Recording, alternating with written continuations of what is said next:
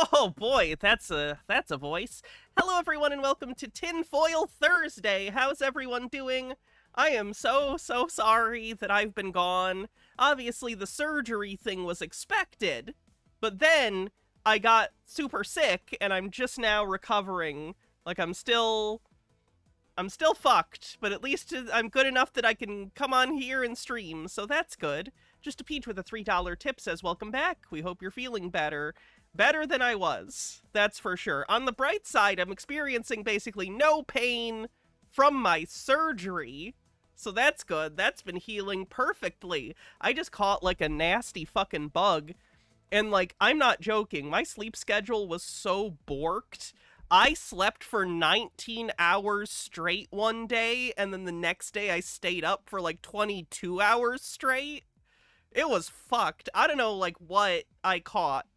And I suspect part of it was my immune system, you know, being a little on the fritz from, like, surgery and stuff, but, like, oh my god, it's just been an absolute fucking nightmare. So, glad I'm starting to feel better. I'll be back at my normal job on Monday as well. So should be good. Should be good.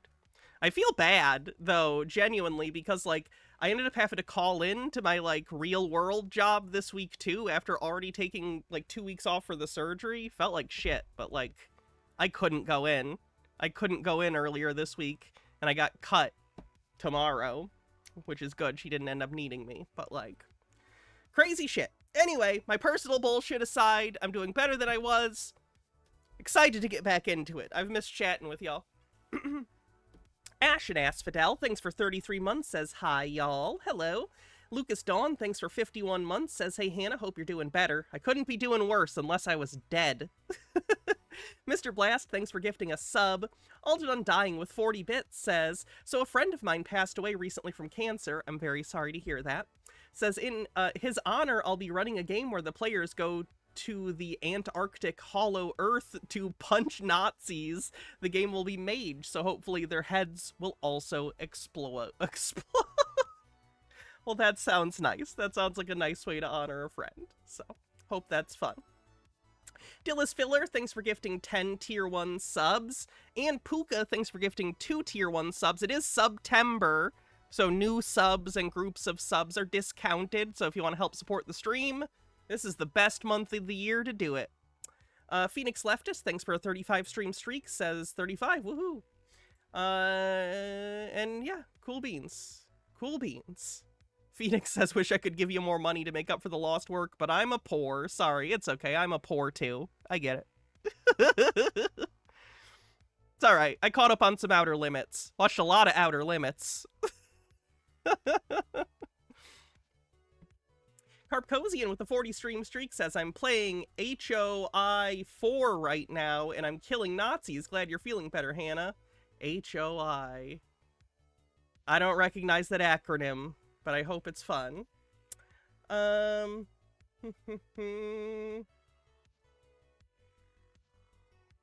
Hearts of Iron, gotcha. I've not played that series.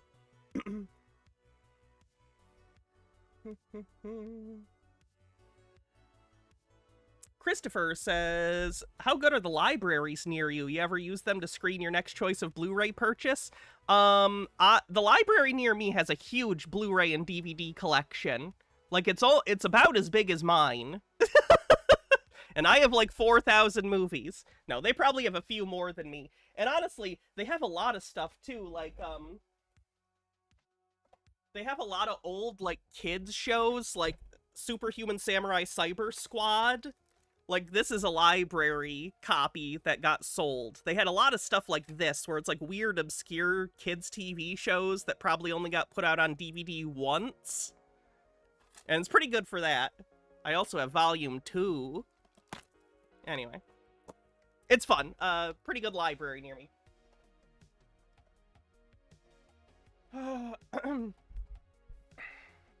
Dex, thanks for the 99-cent Canadian super chat. Appreciate it. Did I see your post in Sovsits yesterday? Was it the one about Cameron? Cameron got pulled over again. Are you surprised? Also, Cameron got in trouble. Well, he's going to be in trouble because he filmed in court when the judge told him to stop. and the prosecutor found out and reported him to the judge. So hopefully some consequences will come of that. Mr. Blast, thanks for gifting a sub. Appreciate you. Oh, Romana Didulo. Yes, we are going to cover that as well. We are going to cover the Romana Didulo stuff. Tomorrow we're going to do Sov Sits, so we'll cover the Cameron thing as well as Romana Didulo.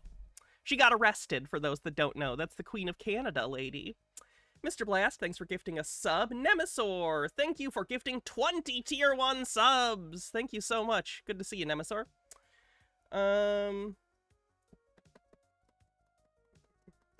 I able to talk about how the case against you is going with good old Cameron? He didn't end up filing anything. I think he got busy, because I think his wife is leaving him.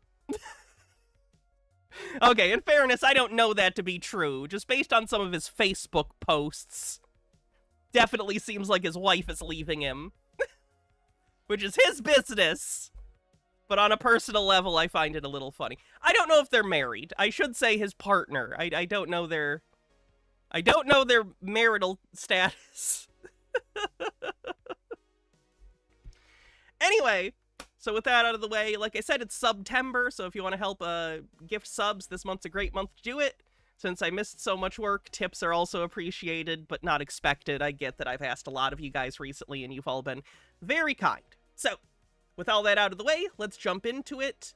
We'll start off with Chris, shall we? I like this image of Chris, because I think it speaks... I don't know. This is art. I think this is art. Chris behind a twig that he, for some reason, put in the foreground, just dejected. I just want to frame this and put it in my office, I'm not gonna lie. It's pretty good. Anyway, let's see what Chris is up to.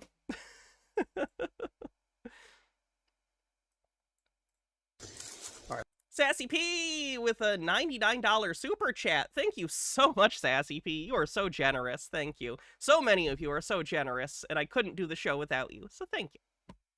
Let me... Recording in forest? Yeah, this is a weird one for Chris. That's why I picked it out. I was like, why is he in the woods? Is he okay? Is he communing with the Sasquatch? Adventures in .NET with 5 months says, I wonder how the Salem DA found Cameron's recording. It's almost like he uploaded it to the internet, and other people can, like, report that to the prosecutor, you fucking idiot.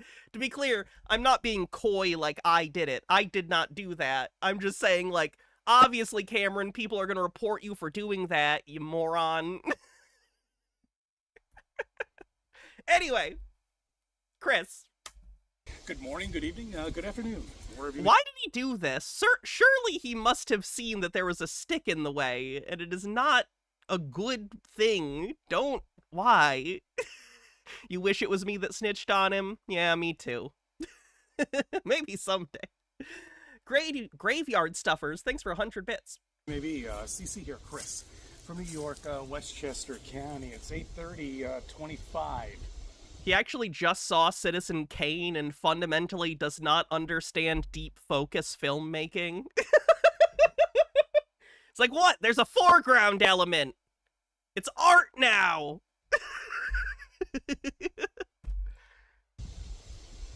Just needs to hire a kid in the background to, like, fuck around with a sled. Oh my god, you know what I found out?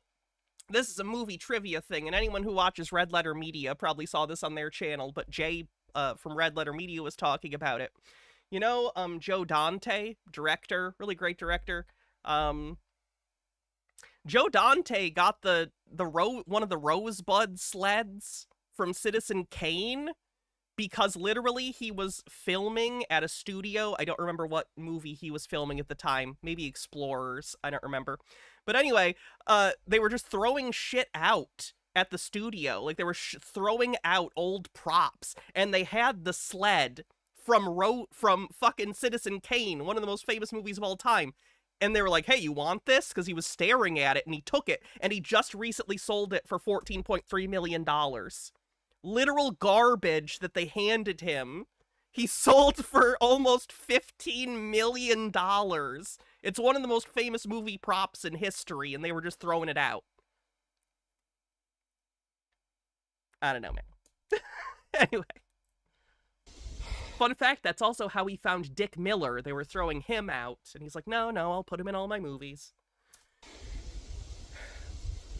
Dick Miller was not worth $15 million. He's priceless. Thanks for the hype train, everyone. Remember when you were a kid, you wanted to go camping? You wanted to find the most remote place that you could possibly go. I don't find that relatable. Maybe that's like a boy thing. Maybe it's just an outdoorsy thing. I shouldn't make it a gender thing necessarily. I'm sure there's plenty of young girls who like camping. Girl Scouts is a thing. I never liked camping as a kid. I hated it. I still hate it. Don't make me leave civilization. Why? We spent so much time building it. Why forsake it so we can go in the woods and be sweaty and gross? Mr. Duck Sauce with a 15-stream streak says, Rosebud, it's about a fucking sled. And, well, this was mine, here in the woods, in the middle of the Catskill region. It's a nice place.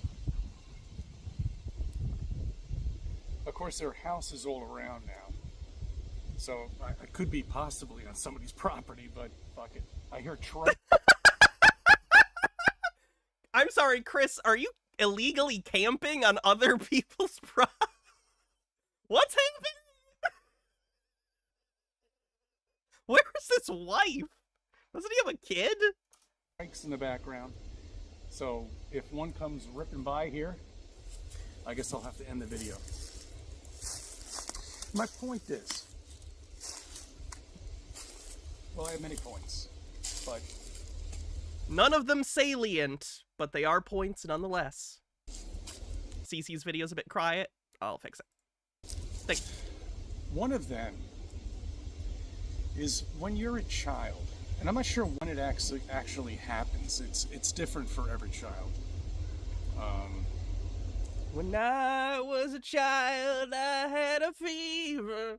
Lennon Cat says, we spent 300,000 years perfecting the indoors so that we wouldn't have to be outdoors. Every time you go camping, you're spitting on the memory of your ancestors. It's very true. My ancestors might like that, though, based on how I feel about getting... Hannah regrets what she just said on the bingo card. Orion Cooper with the $2... I'm too sick to have a filter. I apologize. Orion Cooper with the $2 super chat says, Chris camps on OPP. Yeah, you know me. That feels like it's a reference to something I don't know. Dex says, what's my take on the recent shooting? You keep trying to get me to talk about this, and I don't know why. I have no particular opinion on it. Shooting's bad. Hot take. You know how we have mass shootings like 3 or 4 times a week in the United States? That's bad. We should stop. Could be in 3rd grade, 4th grade, but I mean, they're so happy. You know, they're giggling at everything. Hey, little Miss May, I'm doing okay. I'm still sick, but I'm good enough to be here. You know, they're giggling at you breaking a branch on a tree, you know, or doing something really stupid, an everyday thing. But they're laughing about it. You know, which makes me think when we are introduced into this world, in the digital world, you know, we're laughing about everything because everything is a joke to us. And when I look at children, I look at infants and just laughing at everything, I think about that, you know, in a digital world sense. The reminder that when he says digital world, he thinks we live in like a computer simulation or something analogous, like The Matrix or The 13th Floor or Dark City, kind of.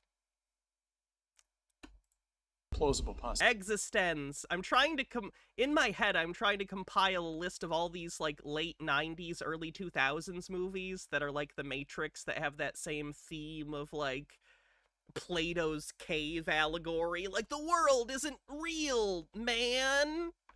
There's a lot of those in the late 90s. Possibility of beyond flat Earth.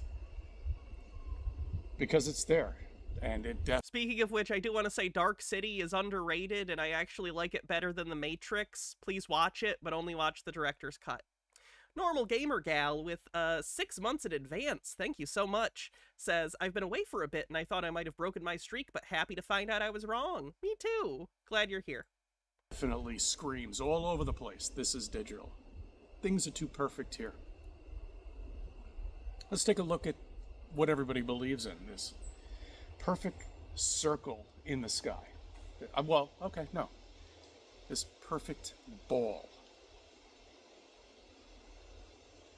Flat Earth on the bingo card. Although it really should be pear-shaped, but that's a different story. Or oblate on the outside, but yet NASA produces pictures. Oblate, I assume he means, as opposed to oblique.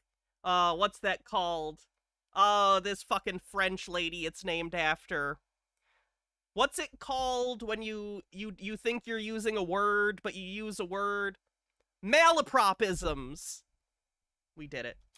Of a perfect ball. That doesn't make any sense at all, does it? In an atmosphere, with the atmosphere, and with space, which is Overthought says, good to see you back. Good to be back. Crushing down on this ball that you think you live on, and this thin layer of atmosphere that's not blown off on this rocky ball that we live on. Why would it be blown off? It's attached to the Earth via gravity, Chris. It's not going to get blown off. What are you talking about? You think Galactus is going to show up next to Earth and be like, and just fucking blow the atmosphere away? What? It's just ridiculous. There's no breezes in space. Strictly speaking, solar winds are a thing, but it's not what he's implying. Overthought with 54 months says, sub-baby time.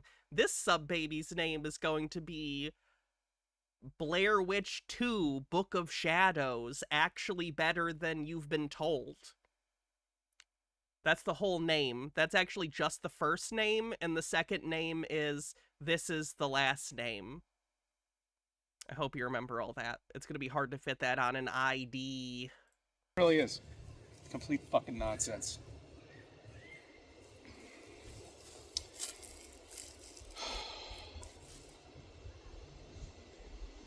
Like, look. Are you telling me this is not an iconic image? Just something about this. Him staring off aimlessly in the woods while slightly obscured by a poor, like, aesthetic decision he made. I don't know. Maybe my brain's just cooked from the fevers all week. But I feel it, like a banana taped to a wall. It makes me feel things.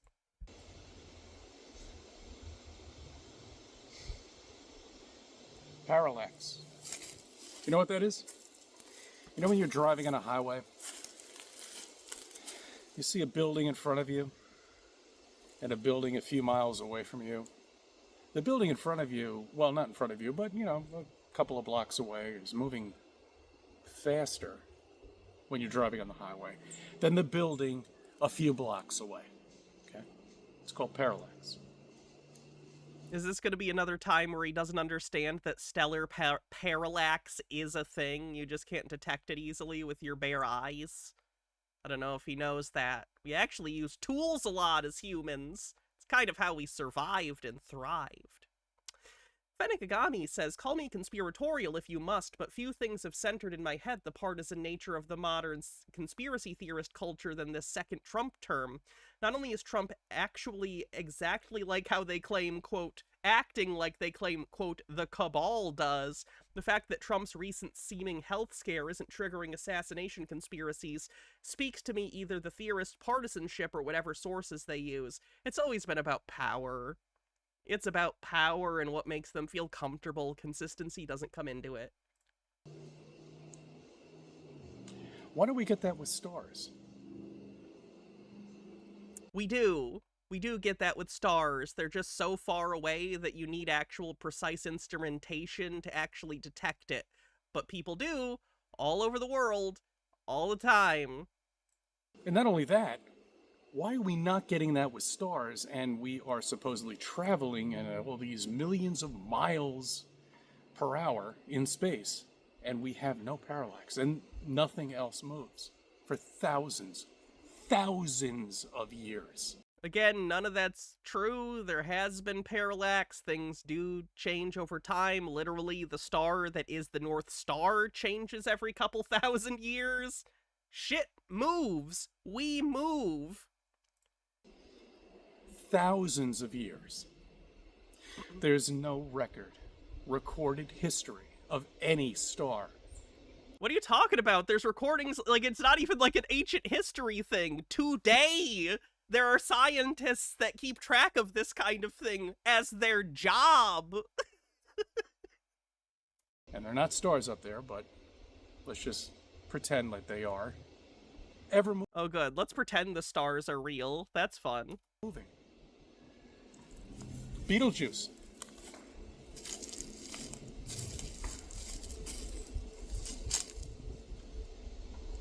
I don't know, it sounds like somebody's playing golf back here, but whatever happened to Beetlejuice? Is that going to explode?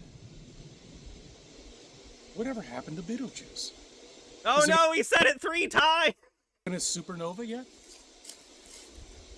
You know, scientists told us it's actually getting dimmer. Doesn't make any sense. It's a star, right?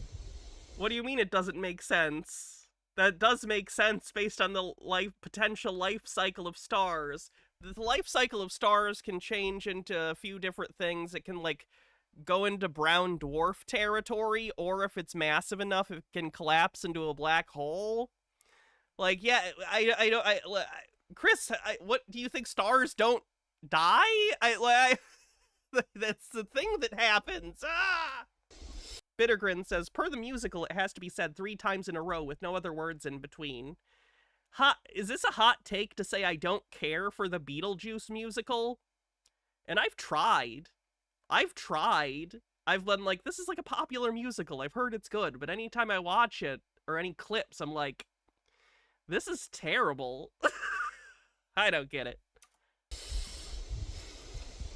They just keep kicking this fucking can down the road. Where's the moon landing? When do we get... Where's the moon landing? The moon! Amber says, since we're doing tin, did you see that Florida's giving in to the cranks and going to abolish vaccine mandates next week, even for children in public schools? Going to turn the whole state into a petri dish. Make sure your shots are up to date and maybe go back to masking everyone. Yeah, the petri dish analogy is apt because for those who aren't from the United States, Florida's a state that a lot of people retire to, but also there's something called snowbirds, which is basically, my grandparents do this. They're wealthy. That must be nice. They have 2 houses. They have a house here in Michigan, and then when it gets cold, they move to Florida for 3 or 4 months of the year, and then they come back. And they do this every year, back and forth, back and forth, back and forth. People go to vacation to Florida all the time. So Florida's going to be an incredible petri dish where, like, new, worse versions of these diseases are going to, like, evolve, and then people are just going to go and spread them all around the country. Fun stuff. Overthought, me to CC regarding his flat earth ideas. Nice fucking model! Honk honk. Gonna land on Mars. Nothing but... Here's a sequence of Bernard's star taken at 5-year intervals. 1985. Hold on. Why didn't I? Oh, there you go. It's a GIF. Wait a minute. You're telling me that this was easily Googleable? And Chris refused to and instead used it as a moment to just ask questions? Wow. Bullshit. Bullshit. Boomer's gonna fuck us over again. On the bright side, they'll die. And on even the brighter side, so will we. And this will all be over. Yay!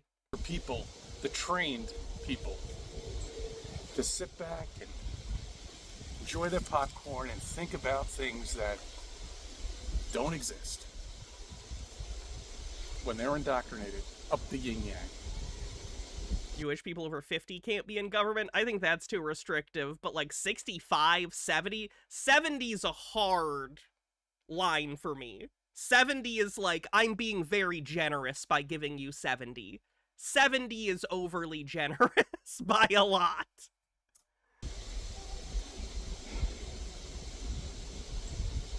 And I'm standing here at the campsite that I camped at when I was 15 years old, talking about this. I never, ever thought I would ever become somebody who would ever think that we live on a flat, level ground covered with a dome and understand exactly why the sky is blue and understand everything.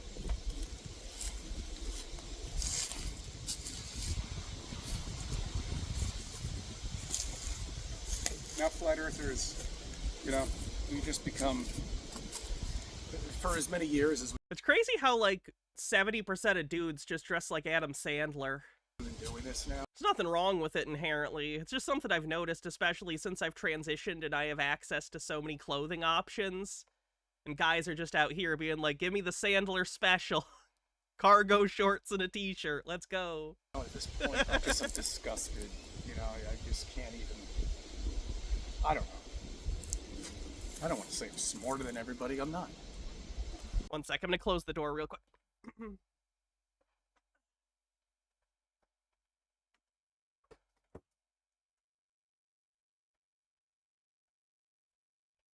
Oh. Hey, Trey. But I just can't get into conversations with people anymore because they're just so. What if it's like Cosmic Groundhog Day and it all starts over? Well, then there's no ultimate consequences for anything and nothing matters. That's fine. Juggle. Will do. Confrontational with everything. I mean, they just want to believe this nonsense of this fucking bullshit. So, am I upside down, or are you right side up? Who knows? It's relative. I am genuinely, like, saddened by people who don't understand the basic concept of, like, relativity. And I'm not talking about, like, you know, Einsteinian fucking I'm talking about, like, the fact that, like, motion is relative. Like, that's an easy concept to understand, or, like, that direction is relative. The fact that there's genuinely adults that can't grasp that is so fucked up. Like,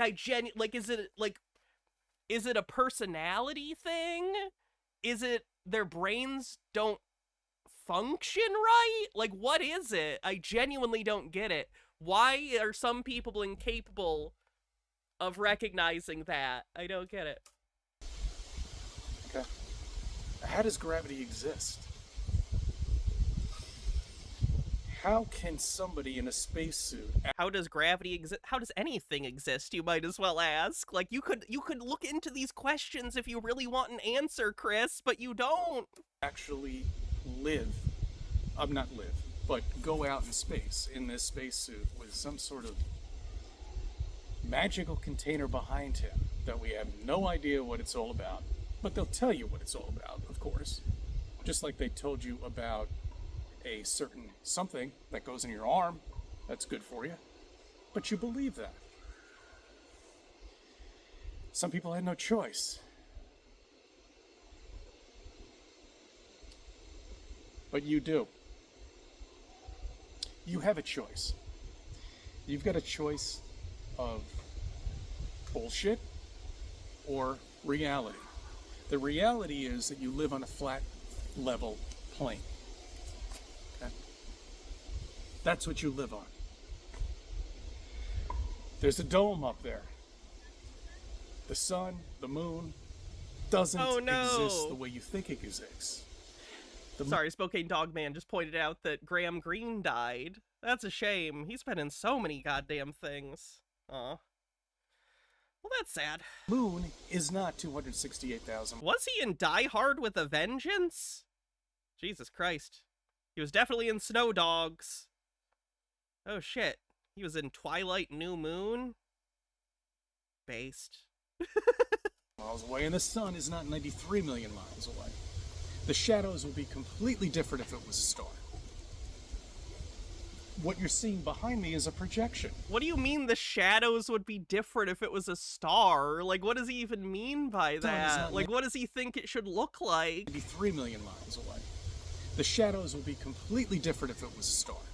What's your citation for that? Like, he's like, I don't even understand what his internal logic for that statement is. What you're seeing behind me is a projection.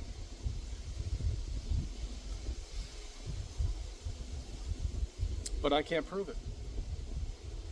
And you can't, and nobody can prove to me that you live on a spinning wet ball. I believe the statement that no one can prove to Chris that we live on a spinning wet ball. I believe that he is intentionally obtuse enough that you could literally send him to space and let him do whatever he wanted, give him his own personal X-Wing, and it wouldn't matter. Rick M with the 25 stream streak says, I'm going to start taking violin lessons so I have something to do with, well, the country burns. Oh, that's good. I hear Nero took that up. It's good to do when things are on fire. Actually, what Nero wasn't even in Rome when I fucking know! So once again, Nero starting, well, the Fire of Rome is actually really interesting when we're looking at the history of conspiracy theories, because, like, conspiracy theories aren't a new phenomena. When there was that, like, famous, like, Roman fire, there were a variety of conspiracy theories around it, including that Christians lit the fires. Because they were the newer group that were being targeted as, like, ooh, they're outsiders, let's scapegoat. Here we are. Are those the violins inherent in the system that I've heard about? Us with perspective, that we live on a flat, level, stationary ground. The fiddle wasn't invented yet? I assume that fiddle was more of a... How do I put this? An incorrect instrument that was used to describe the events in things like Shakespearean plays, when in reality it wouldn't be a fiddle, it would be more close to probably like a lyre or something like that, but a fiddle was more relatable to people when the story was being retold. I don't know. And people who believe in NASA, in bullshit, in CGI fucking pictures, okay? That listen to fucking news stations that are complete bullshit, taking one side and just running with it. And they've been doing it ever since the beginning. That's why most of them are going out of business, but that's a whole different story.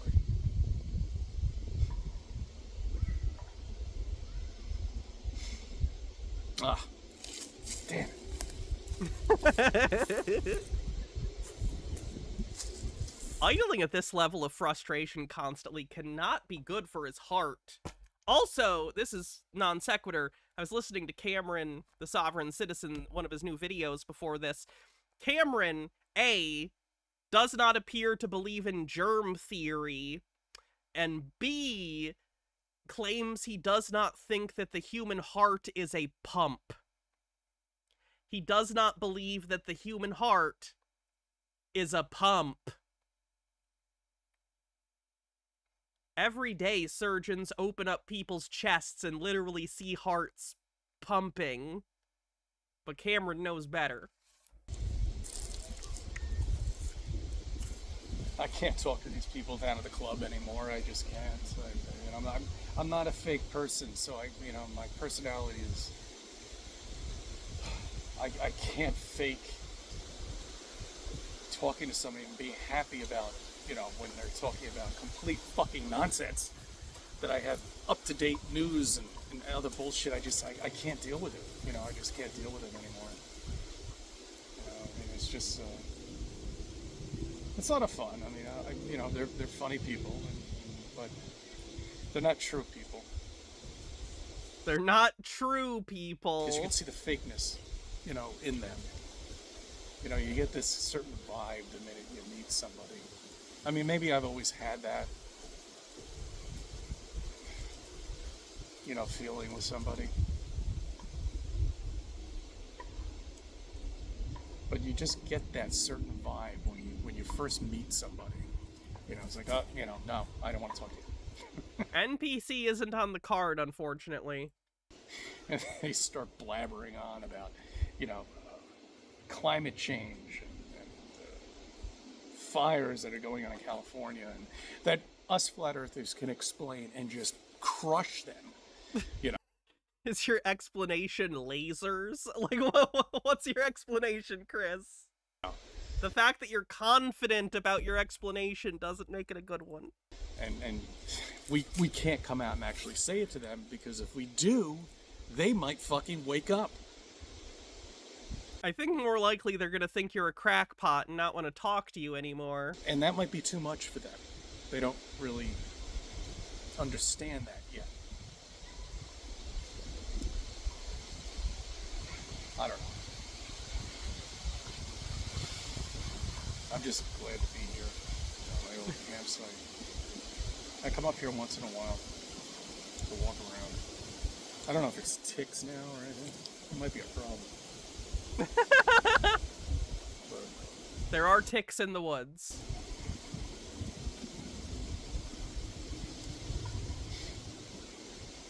I don't see any private property signs around. What does Cameron think the heart does? I don't know. I've heard other conspiracy theorists make similar claims, and they often believe it has more to do with generating some sort of electromagnetic field. But I don't know what Cameron's thing is. I think it's still free ground.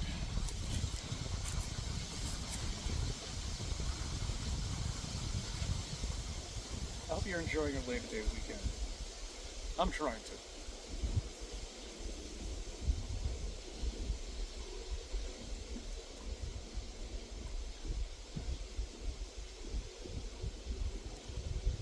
I just can't wake anybody up anymore. You know, it's just at this point.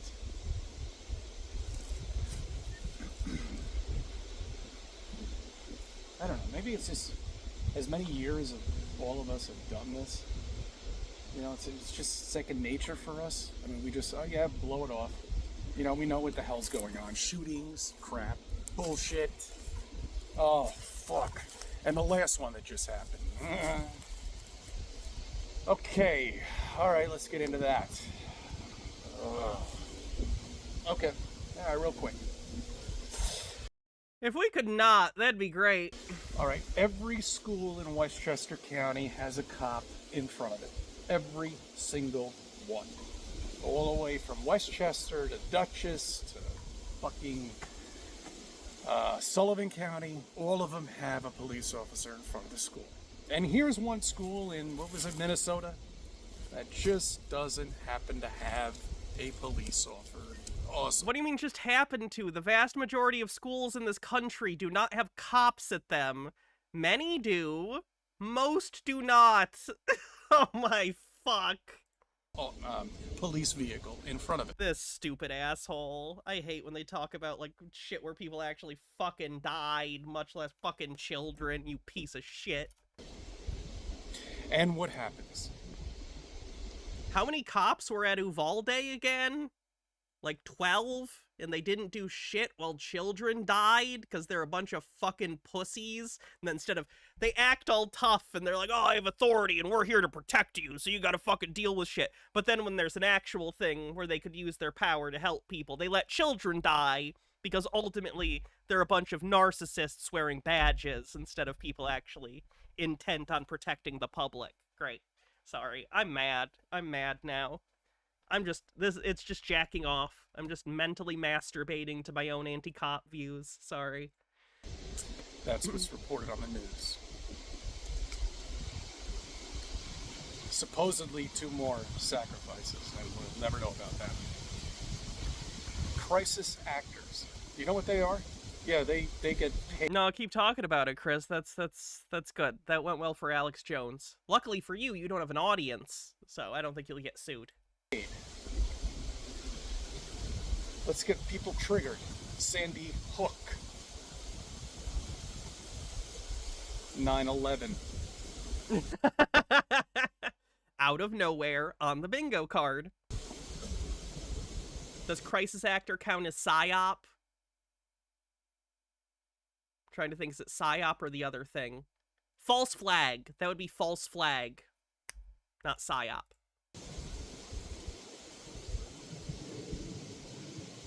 Thanks, Nearest. Good to see you. I could have sworn I heard somebody playing, like, shooting golf balls over there, and I'm just waiting for one to come down here because it's got to be somebody.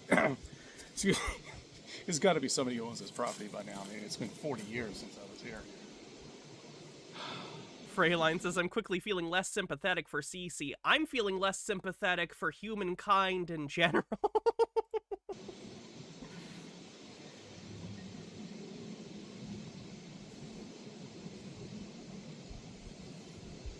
Do I have my head in my hand? No, that was a rest thing, not a I'm fucking over it thing.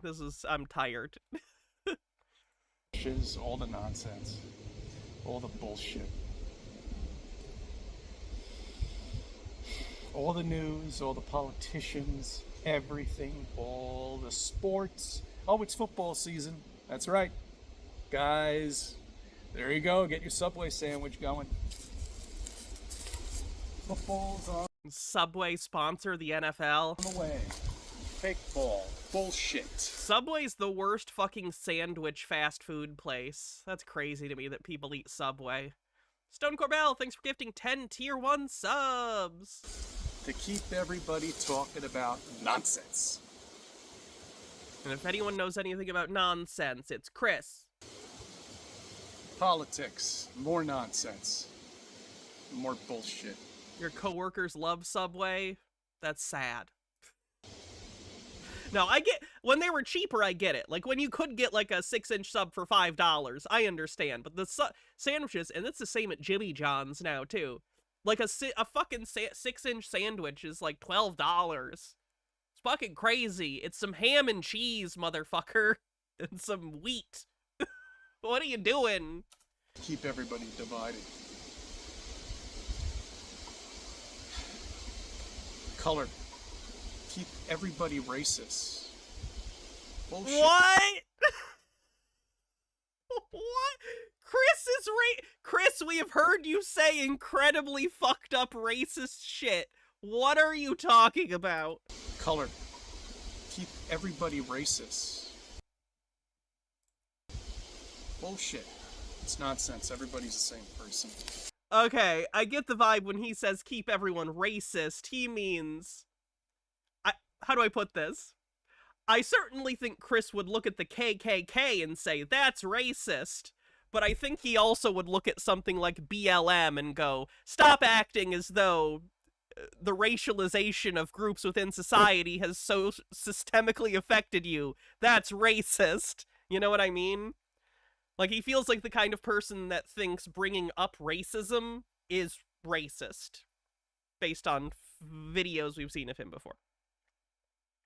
Chitara says, I concur. I worked there for 3 years. The only upside was that I at least went home smelling like fresh bread instead of grease, and I lost 40 pounds from eating lunch there. However, I can't stomach eating one of those sandwiches ever again. Oh, the bread's so bad. The bread at Subway's so bad. Also, holy shit. How do I put this? The documentary about Jared from Subway from a while back, I watched that while I was sick. There's no way people at Subway were not more familiar with what was going on. Like, I fundamentally, I don't know if I could eat at a Subway just because, like, I think there were some people in management that were aware what Jared was doing and swept it under the rug and helped hide it because it would hurt their brand, and I find that fucking disgusting. I know all mega corporations are evil, but, like, come on. Doesn't matter the color. I gotta draw a line somewhere. I won't eat the pedophilia sandwich. Of you doesn't matter anything. That's how us flat earthers look at it. But the people who are not flat earthers look at life as I don't know. I mean, oh God, what I'm seeing on the fucking news is it's just unbelievable. 30 minutes. So put a flat earther in front of one of these freaking news stations. Put a flat earther in there for 30 minutes, and he's gonna go off, and that's what I did. Fuck. What? It's not my fault. Okay? I know too much. Oh, Jesus. I've been talking about Subway, and I have not been paying enough attention. What's happening? Flat earthers look at it. But the people who are not flat earthers look at life as, I don't know. I mean, oh God. What I'm seeing on the fucking news is It's just unbelievable. 30 minutes. So put a flat earther in front of one of these freaking news stations. Put a flat earther in there for 30 minutes, and he's going to go off, and that's what I did. And that's what I did. Like, what does he mean that's what he did? Like, it feels like he's talking about an event that he thinks we should know about, but we don't. It's not my fault. Okay? I know too much.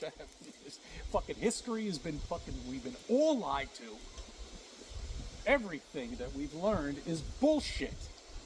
And we have to start all over again. And we've had to do that for the last, since whenever you woke up. All of us had to have Sounds like he threw a fit in front of his family. Maybe. done this. Misunderstands they live. Did he mention they live? I didn't catch it. We all had to wake up. We all went through, this is like a second child. You know, they say the second childhood is when you're, sitting in a nursing home with your thumb in your mouth and hugging a stuffed animal. No. Your second childhood is getting yourself out of this indoctrination that you've been in. He did? Okay, misunderstands they live on the bingo card. Gitara says, I was working at Subway when the Jared thing went down. The only menus we had in the store had Jared's face on them, and it would take a while to get new menus delivered. My manager at the time just took some paper towels and taped them to the menus over Jared's face and wrote, "Not Jared" on them. And understanding all of the shit that you've... Explain why he's having a monologue in the woods. Okay, so megalomania.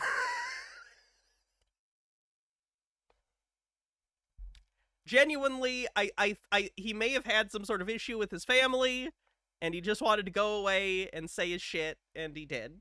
I think that's it. I think he's having a moment. I think he needed to go self-soothe by just telling him he's right in the woods. That's about it. Ever learned and studied and paid for in college is bullshit. So, thank you.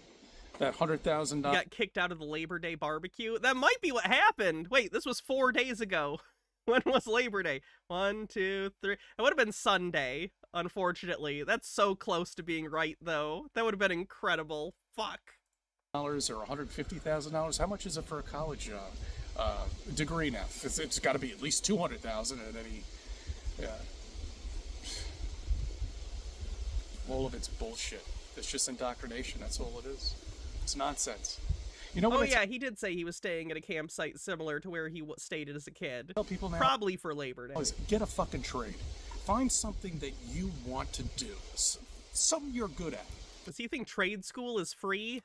You know, we always used to look at plumbers and electricians and I understand that there's nothing wrong with going to trade school, but I'm very concerned about the college backlash I've been seeing over the last 5 years or so, where everyone's like, don't go to college, go to trade school. Again, there's nothing wrong with going to trade school, but I would say a lot of the jobs that you go to trade school for, they're going to destroy your body, and if that's like a thing that you're willing to do, that's fine. I'm not saying that's wrong. I'm just saying to tell everyone to go to trade school is really stupid. Do you want the market to be flooded with so many plumbers that no one can charge an amount that they're able to live? Like, how do you expect this to work? Everyone can't be a plumber and an electrician or an HVAC person. Like, society is complicated and you can't just, like, make broad generalizations like that. Contractors, as blue collar workers. I got news for you. Those blue collar workers are making more money than these freaking 25-year-old kids that are getting out of these Ivy League colleges. They're really not. If you're going to an Ivy League school, you probably have connections, and you're probably going to get a job right out of school at daddy's business or whatever, law firm, and you're probably going to make a lot of money. The idea that, like, every contractor or drywaller or any construction person or plumber is rich is crazy. No, the vast majority of plumbers and electricians and people who do trades are not wealthy. Holy fuck. That have nowhere to go, except what are you going to do? You're going to work for Google? You're going to work for Twitter? Facebook? Find a trade. Trey says, so, I know a lot of people who are involved in trades, and even over just the last handful of years, the mass influx of people in these markets have kind of led to a mini collapse. You have this massive surplus of workers in very difficult jobs that are typically high paying, but now, due to the surplus of labor force, it's led to a stagnation, if not a drop in pay. Something you're good at.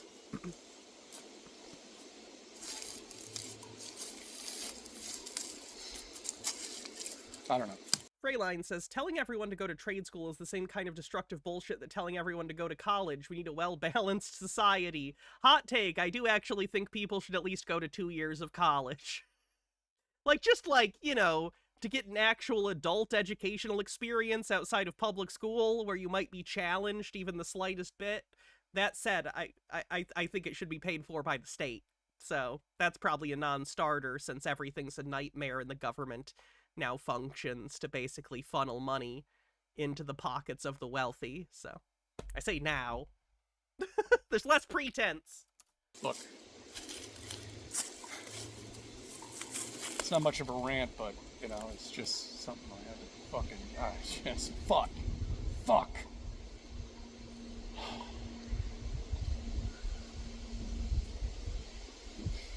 Alright. I thank you for subbing, I thank you for viewing my videos, and let me be a part of your life. Something about that fuck is just a lot.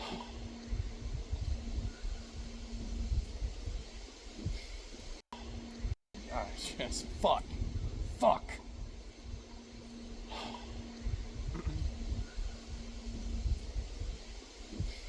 Alright. I thank you for subbing, I thank you for viewing. So Chris isn't doing well. Surprise! Let's take a look at the bingo card.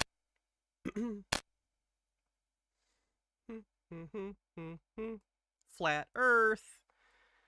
Doesn't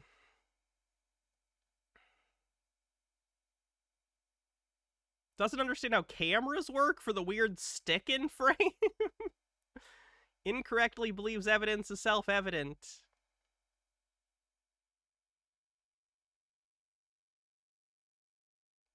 Doesn't understand their problem is capitalism. Idiot says they're a genius.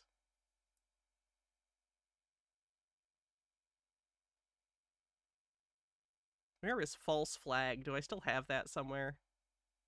If not, it will be PSYOP, but I thought we had false flag somewhere still. Maybe not. Am I crazy? Oh, there it is. False flag!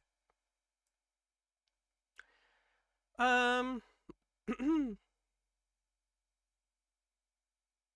that it? Oh yeah, 9/11 out of nowhere. Duh.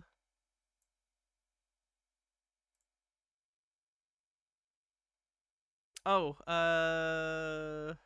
The Matrix. Wait, no, we had a reference to the movie They Live. Was there a The Matrix?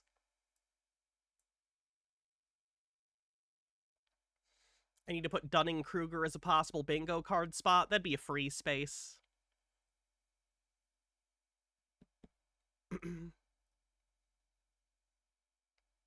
Flunky Footy, thanks for continuing your gift sub. Thank you very much. Amber says, it's interesting that the first it was everyone should go to college, then it was everyone should learn to code, and now it's AI will replace intellectual workers. You should learn a trade. It's almost like our economic system is structured in such a way as to create a never-ending cycle of booms and busts while keeping the rich rich and the poor poor, so the people cannot self-actualize. Weird, huh? Luckily, my job is recession-proof.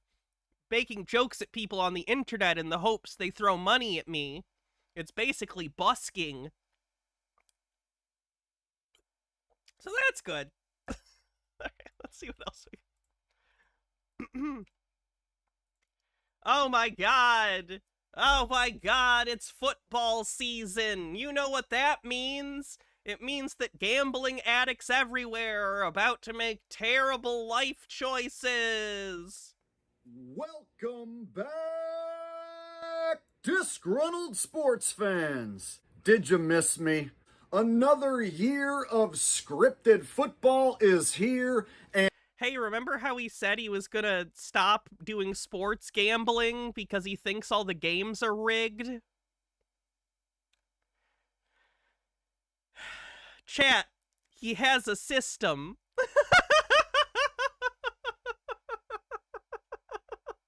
Okay, so how do I explain this?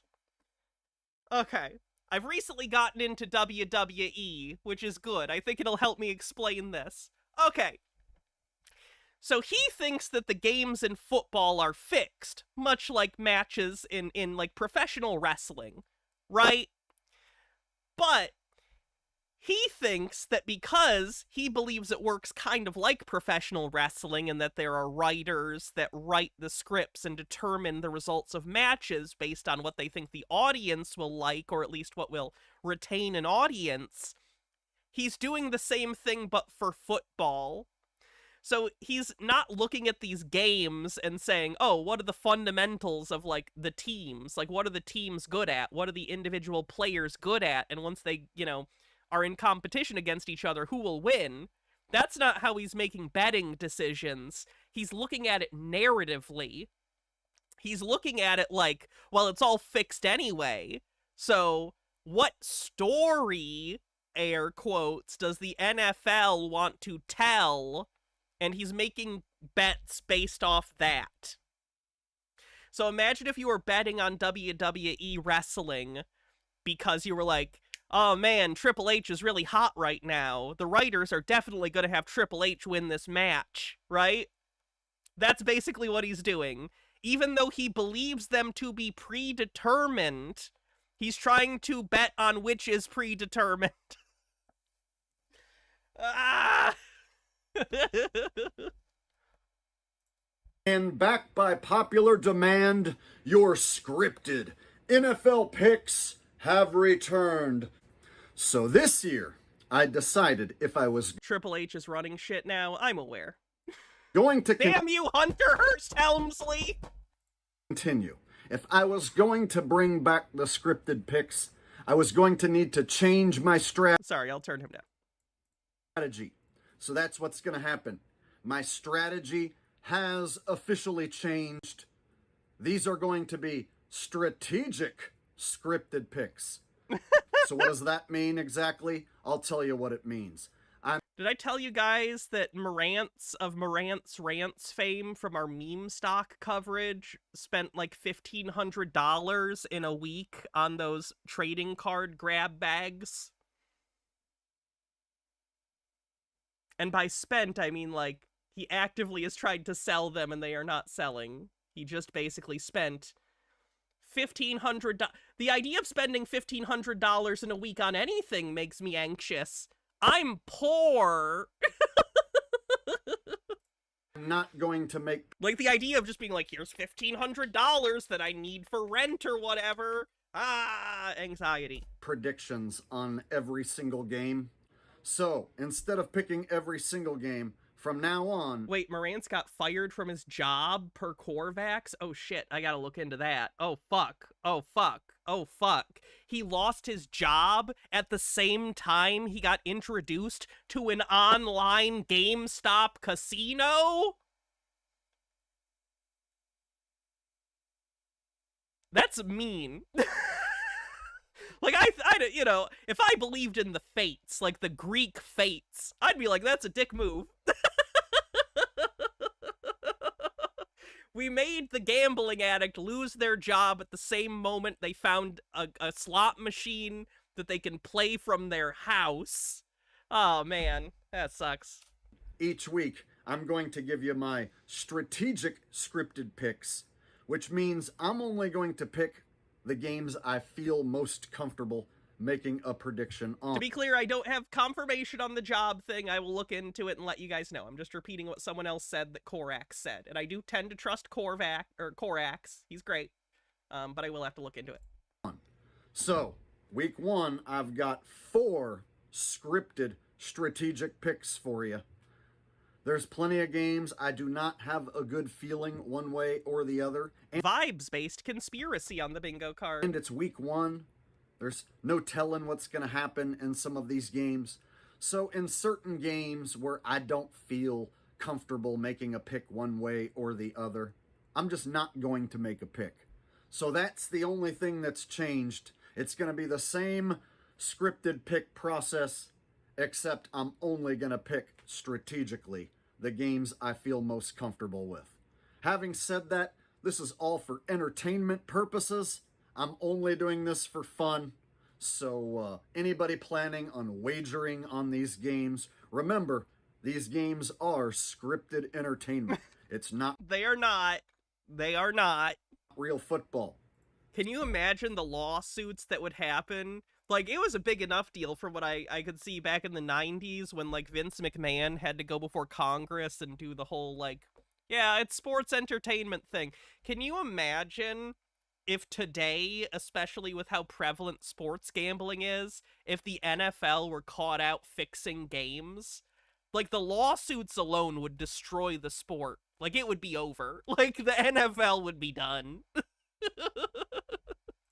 So you have to be willing to part ways with your money when you start betting on things like scripted entertainment.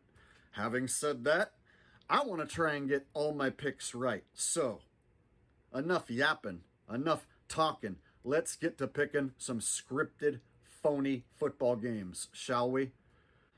All right, guys, here it is. Game number 1. I debated whether I wanted to make a pick on the Dallas Eagles game here, but I decided since it's game 1, a lot of people are going to want me to make a pick on the opening game. So I took a look at it, and in my opinion, it makes most sense from a business standpoint to have this game be close rather than a blowout. So if the NFL wants to keep as many people watching for as long as they can, it would be in their best interest to keep this game within a touchdown. Because if the Eagles were to start blowing the Cowboys away, beating up on them by 3 touchdowns early, it will cause fans to switch the channel. It will cause them to stop watching. So You know what would make them stop watching? If they found out the games were fake. I'm thinking, Like, I get why people like WWE or other professional wrestling, because it's a big, fun, campy mess, and there's, like, characters, and it's, like, crazy bullshit. It's a weird hyper-reality. If football was fixed, it wouldn't be fun.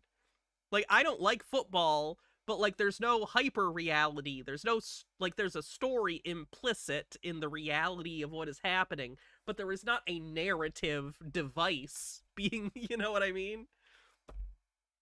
So if it was fake, there'd be no point. Rick M says, I'm pretty sure he'll pick the winning team about half the time. You know, I think that's a fair guess. It's actually funny. There used to be a thing. I don't think this scam exists anymore, though maybe it does via email or something. It was featured on The Simpsons once, I think. But basically there was these scam companies that would send out flyers or letters that would say, like, we have the big picks for the next game in the next week. This is who's going to win. And, you know, how do I put this? They would send out versions that said both teams would win. So some people would get saying, you know, the Eagles would win. Some would say that the other team would win. Statistically, people would get these week after week as junk mail. Statistically, some of those people are going to be the small percentage of people that got sent all of the correct predictions. So those people are getting letters in the mail telling them, as far as they're concerned, all of the correct sports predictions. So they go, oh, I better pay these people for their hot tips. And it's like, no, you're just like the result of a statistical reality is that some people will be given the correct ones on a 50-50 basis if there's enough people. It was featured in The Simpsons, I think, as an episode, but stuff like that did happen. Pretty crazy. A little understanding of statistics will help you stop from being taken advantage of. in game 1, it behooves the NFL, if they want to make the most money and keep the most people watching, it seems like having a tighter football game that goes down to the wire would make the most sense. So, from a business standpoint, I think from a business standpoint, if Randy Orton came in with a steel chair and hit a fucking quarterback with it, I think that'd be pretty entertaining. But I also probably wouldn't make sports bets based on hoping it happens. from a money-making standpoint for the NFL and for the Las Vegas sports books, it seems to me the game being close and the Cowboys hanging around, maybe even having a shot to win at the very end, that's going to keep people watching the longest. That's going to draw in more bets than if it's a blowout and people shut it off by halftime. So I'm going to take the Cowboys and the 8.5 points that they're offering. And I'm thinking there's a good chance the Cowboys could pull off the upset and win outright. Now, some people might think that's crazy to think the Cowboys have a decent shot at pulling the upset, but hear me out. So you got to believe that this Eagles bet, the moneyline Eagles bet, is going to be a popular bet amongst... Okay. I'm going to call that video there because the rest is just the same thing. I just find the phenomena interesting that he has literally... He quit sports gambling because he claimed it was fixed, but he has an addiction to gambling, unfortunately. It's an addictive thing for a lot of people. So instead of being like, okay, I'll stop sports gambling, he's just decided, well, even if I think it's fixed, I'm going to gamble on it anyway. People's psychology is fascinating, isn't it? Someday I want someone to do this to me. Someone do a video really inappropriately trying to analyze me psychologically with no background to justify them being able to do it. That's basically what I do. At least I'm entertaining doing it, though, so that's good. Hey, K-pop demon hunters! What the fuck is that about? Bob Larson has some ideas.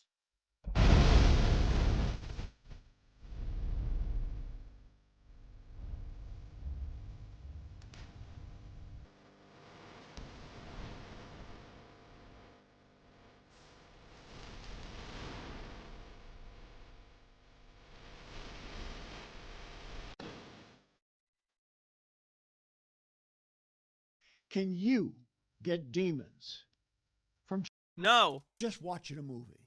Oh, no. Definitely not. I'm just gonna put this out there. If you could get demons from watching a movie, I would basically be Asmodeus. No fucking kidding. You know how many fucked up movies I've seen in my life? Oh my god. Oh my god. Yeah. Do you know how many Todd Solondz films I own? If that movie is K-pop Demon Hunters. Are you over 50 and never heard of it? Well, this Korean-inspired... Are you over 50 and never heard of K-pop? Well, I have some fresh fear-mongering for you. ...film about 3 female pop stars who drive away demons with their songs is the most watched film ever on Netflix. I'm going to put this out there vis-a-vis Todd Solondz. I think the hardest I've ever laughed at a Todd Solondz movie is when the pedophile shot that little girl in the face accidentally. Holy shit. Palindromes is the name of the film. Screaming at the Radio says, do you want demons? Because that's how you get demons. And now it's in movie theaters.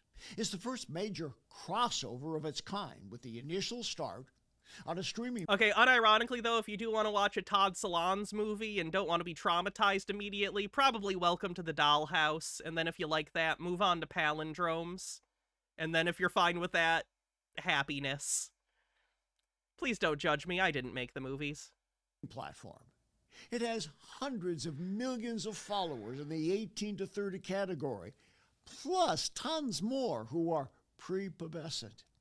It's prepubescent. Why does this adult man not know the word pubescent? Plus tons more who are prepubescent. Okay, I shouldn't find that as funny as I do. It's heralded for its unique plot, star-studded singing cast. I literally know nothing about this movie, by the way, so if anyone has any information about it, feel free to let me know. Looks like it's about a band, a K-pop band that fights demons. I've never been a K-pop person. I know it's a big community. Sounds fun. I got no opinion, but it sounds fun. What reviewers aren't telling you is that the storyline... Amber says we couldn't hear because we were putting our earbuds away and came back to the pedophile shot a little girl in the face. What the fuck, Hannah? I'll show you the movie sometime. comes straight out of Korean shamanistic witchcraft. It's a movie about a young woman of indeterminate age because they keep changing the actress who plays her throughout the movie. And she has this weird psychological obsession with having a child, so she ends up hooking up with this piece of shit pedophile. It's fucked up. It's a fucked up movie. It's a, like, dark comedy, ? Even calling it that feels fucked up. I don't know. Todd Solondz, man. Believes. And I am here to warn you, this movie is part of a new wave of demonic takeover of our children and our grandchildren.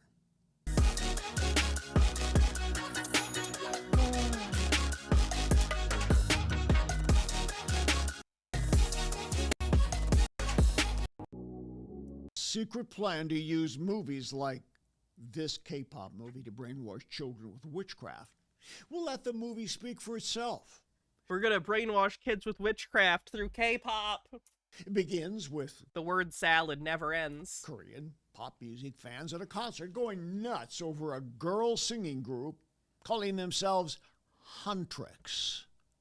The lead-off announcer boldly declares, demons have He wants Satanic Panic 3 so bad. Oh, we're already in a Satanic Panic. We have been for like 8 years at minimum. always haunted our world. It's just the shape of it has changed a little bit. It's different than the 80s and 90s one. A lot of it has more material. How do I put this? The actual demonic stuff is there, but a lot of that is shunted into the background of them claiming that, like, people are pedophiles. Like, QAnon stuff is Satanic Panic. It's just that the satanic stuff is the motivation for all of the evil acts that they think the quote-unquote cabal or whatever are doing. That's still fundamentally a Satanic Panic. Same shit. And I would argue a lot of right-wing opinions these days are very much based on that kind of thing. It comes down to Christian nationalism and deciding that identities that they don't understand are based in demonic shit. Altered Undying says, fun fact, in South Korea, the main religion is Christianity, Protestant, but they do also have shamanistic traditions that they have incorporated. Stealing souls. Well, to the rescue, these three youthful pop singers. Satanic Panic seemed to never go away. I would argue 9/11 pushed it to the side a little bit, and the same people that would normally be Satanic Panic people got way more interested in being afraid of, like, terrorism and generally being weird about Islam. Like, you know, I'm non-religious. I don't think Islam is true. But, like, the kind of people who think every Islamic person is, like, some terrible caricature of a post-9/11 terrorist, like, fucked up shit like that. Who are secret demon hunters. They will keep the world safe The animation in this looks pretty. from demons forever by the power of the golden Han moon. This is a satanic deception cleverly packaged in K-pop culture and hypnotically concocted music. How is it they're fighting demons? Like, like, Bob, you literally claim you fight demons. Like, how is it satanic to fight demons? Parents and grandparents. This is what gets me too, when, like, weird religious zealots are weird about, like, the game Doom. Like, you know we're killing the demons in Doom, right? We're not siding with... Parents, beware. This movie is coming for the souls of the offspring that you love. Most evangelical churches are afraid of deliverance and demons. They say they don't want to chase demons, but just focus on Jesus. Well, the secular world... Hey, fun fact, the Catholic Church didn't do exorcisms for, like, hundreds of years until William Peter Blatty put out The Exorcist. And then they were like, oh, well, that movie was popular. Should we take this seriously now? We are a joke as a species. We really are really fucking funny. Like, we take ourselves very seriously and spend a large amount of our time drawing romantic narratives about who we are and what we do and why we do it, but ultimately we're just superstitious, stupid animals, and everything else is a post hoc justification, and I find that so funny. has no problem chasing demons and making millions of dollars from it. For most of this year, as I said a moment ago, the #1 movie on Netflix has been K-Pop The Demon Hunters. It is still in the top 10. But now they are rolling it out on screen to movie theaters in America. And they are having Oh my god, Bob is so old that he thinks that bringing it to movie theaters will expand it to more audiences than being on streaming. Oh my god, he's so old, he doesn't know how people consume media. Oh my god.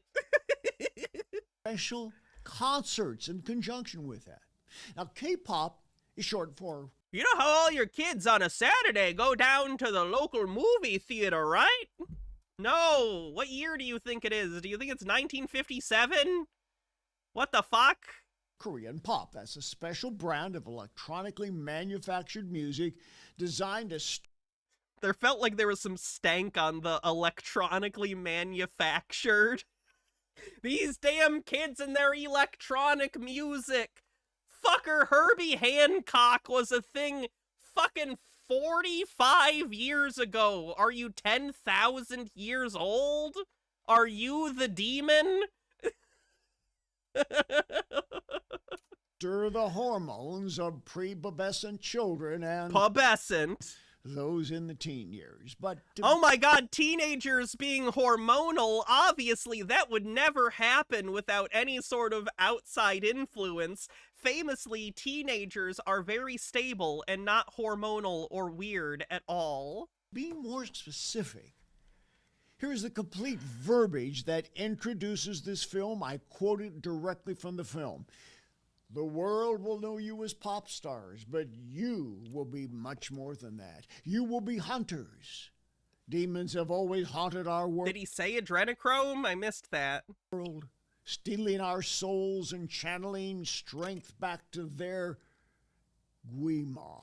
Is Bob aware that the United States and, like, Christianity is not the only religion or culture, like, I know that, you know what I mean, is not the only culture or religious group that has demons? Like, the idea of, like, evil spirits is not exclusive to Christianity in any way. Until heroes arose to defend us, born with voices that could drive back the darkness, singing courage and hope. But hunters are more than warriors. Our music ignites the soul and brings people together. With this connection, the first hunters created a shield to protect our world from the Han Moon. Every generation, a new trio of hunters is chosen to fulfill our ultimate duty. A barrier so strong it is impenetrable that will keep demons and the Guima from our world forever. The Golden Han Moon. Does the movie bring up, how do I explain this? Does the movie bring up North Korea at all? I'm just curious if the mythology of this is like, oh yeah, things really got fucked up when the subcontinent was divided. No? Damn. That would have been an interesting plot point. Like, they need to have a North Korean team of demon hunters, too. Let's focus on two of the words in that text. Guima and Golden Han Moon. Now, Guima, what does that mean in Korean? It means a ghost demon, an evil... Oh my god! Why did you... That's not even fucking Korean, you monster! Oh my shit-ass fuck. God damn it. That's the fucking girl from The Ring! That's Japanese, you racist old fuck! That's Japan! It's a different landmass, you racist shit! You asshole! Fucking idiot. That actually pisses me off. Oh, I don't... Like, Sorry, it's just like... I don't think there's any excuse in 2025 to be making that big of a mistake and conflating Japanese culture and Korean culture. That's just straight up racist. Like, it's the equivalent, basically, of Bob going, oh, what, they're all the same, and then, like, doing the eye thing and going, like, bing bong! Like, it's so bad. It pisses me off. What the fuck are you doing, you old racist shit? You dry desert of a man? I can't. Hannah's hopping, vampire mad. I understood that reference. Alted Undying says, am I the only one who feels like he's jealous, people fighting demons and getting money and it's not me? Feels like it a little bit. Cthulhu Flower says, Bob, stop and admit you're so jealous that they're doing your imaginary job better and more popular than you could ever hope to be, even in your native culture. Spirit. It's something like between a ghost and a demon, and it's a very dark, demonic being. Oh, it's the golden Han moon that's going to save everybody. Well, in Korean witchcraft, Sorry, did I do that? It's Kyoko. I did the thing. No.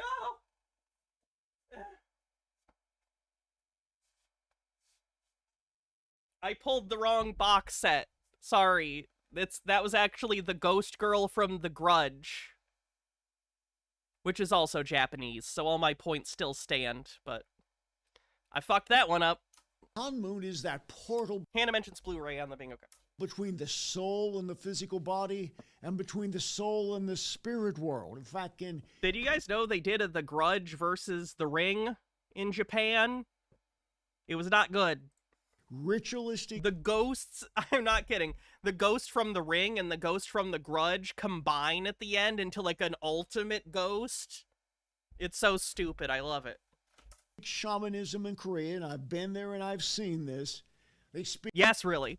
of closing this gate of the soul to allow communication with spirits and the spirits of the ancestors and all kinds of deities. Well, in Christian terms, the soul is being opened to demons from hell. Now, don't go anywhere. I am just getting started, and I've got a lot bet. more to say. Oh wow, an ad for your pay for thing. Crazy. Was supposedly demons only. The term poltergeist is a German word referring to a supposedly friendly or mischievous spirit. But the intent of such demons If there's any Toby Hooper slander in this video, I'm done. only appears harmless, like moving objects to further lure you into an occult explanation. Show your interest in such things, and you'll be susceptible to more dangerous demons. Such phenomena usually start out as curiosity. Did you really hear a door open and close? Do you recall leaving a book on a table only to find it in another room? How did the TV suddenly come on? Did you accidentally sit on the remote control? Those flickering lights. Has there been a sudden power surge? These and 1,000 more examples are not the result of a friendly ghost intruding on your life. There are spiritual openings by which demons wedge their way into your thinking. They use small paranormal actions that gradually become more frequent and intense. Please don't set up a camera to try to catch. Ghosts aren't demons, neither of them are real, but still, he doesn't believe in ghosts. He doesn't believe that they're Christian, because obviously within Christianity, there's basically, unless, excuse me. So under Catholicism, there are 3 places, I guess, when you include purgatory. But typically in Christianity, when you die, there's 2 places for you to go, heaven or hell. There's not a ghost option. That's not to say there aren't Christians who believe in ghosts, though I do find that to be odd and doesn't make sense with what their religious beliefs are, but whatever, people are contradictory. Them So he just thinks that ghost sightings are demons. when you're not there, and don't call in a paranormal investigator. That will only welcome the intrusion of more poltergeists. These demons want your attention with minor contact, Aren't ghosts in the Bible? Are you thinking of Hamlet? so that you No, in the Bible, there are mentions of, like, people who speak to spirits and stuff, but they are always admonished. King Saul, in particular, made a pretty hard line about, like, no talking to spiritualists or conjuring spirits. won't be shocked by more intensive encroachment. ignore what's going on and immediately... What about the Holy Ghost? The Holy Ghost is an aspect of the Trinity and part of the Christian God. It is not a ghost in the colloquial sense. contact a ministry such as ours to bless your home and drive out the poltergeist demons. So that's in a poltergeist. It doesn't mean that you're psychically gifted. It means that you are personally under intense spiritual attack. The longer you wait to act, the worse it will get. Reminder on October. The Holy Ghost, aka the Horny Dove. Why horny? Just a reminder, on October the 3rd, I'm going to be right here in Phoenix, Arizona. One of the few seminars I'm doing this year. Please come to see us. And as always, like and share so we can be more recognized by YouTube. And of course, subscribe and hit that notification bell so you know when special events like this are coming your way. And thank you so much as always. We are donor supported. I haven't said that in a while, but I need to remind you again. It is because of you giving to support this ministry, we're able to every day, me personally, our associate ministers, our Do What Jesus Did teams all over the world, all of us, hundreds of us, working together to set people free in the name of Jesus. And that's what you're supporting when you give. Set them free to follow all of the precepts and religious doctrines that you believe are true and you're going to impose on them at threat of burning forever in eternity. That kind of freedom. You're free to follow all these rules I'm now imposing on you on threat of eternal torment. Don't you feel free?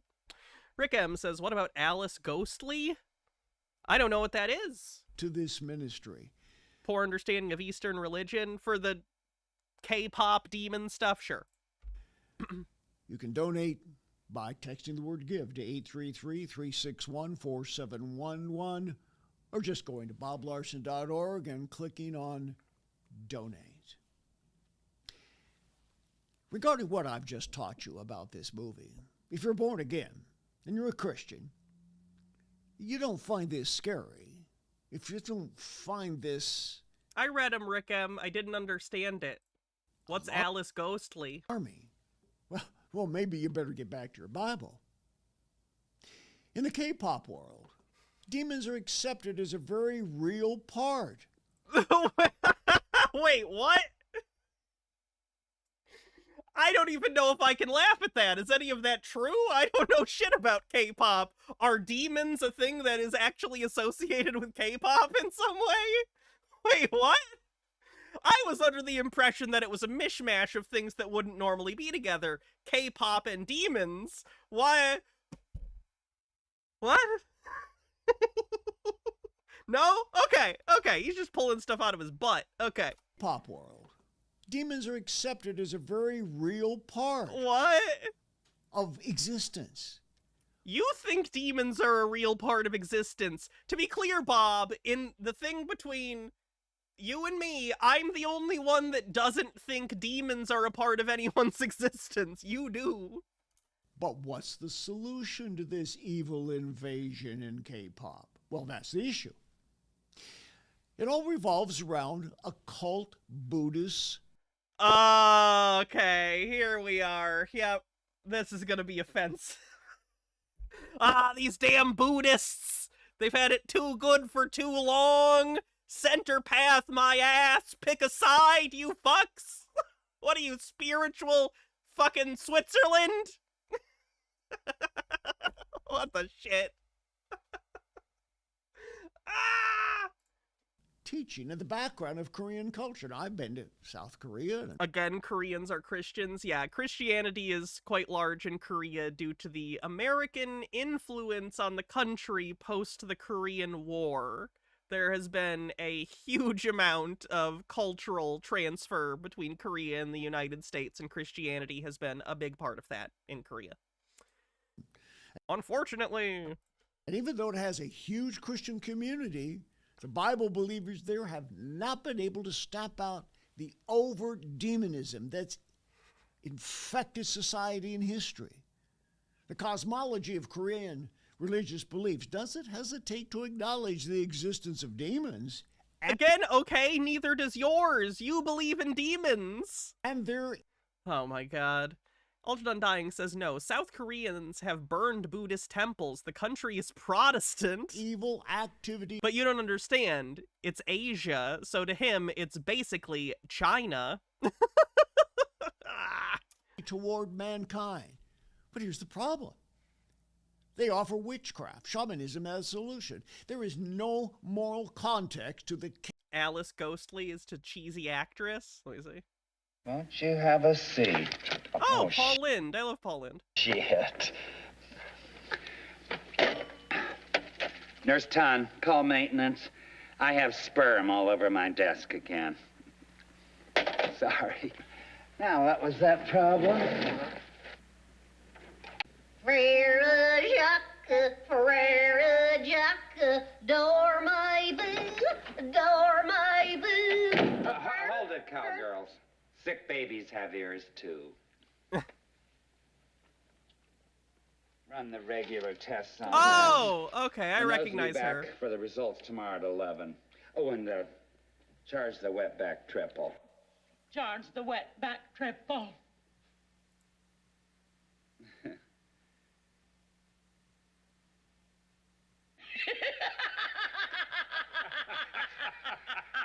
Funny. They play off each other well.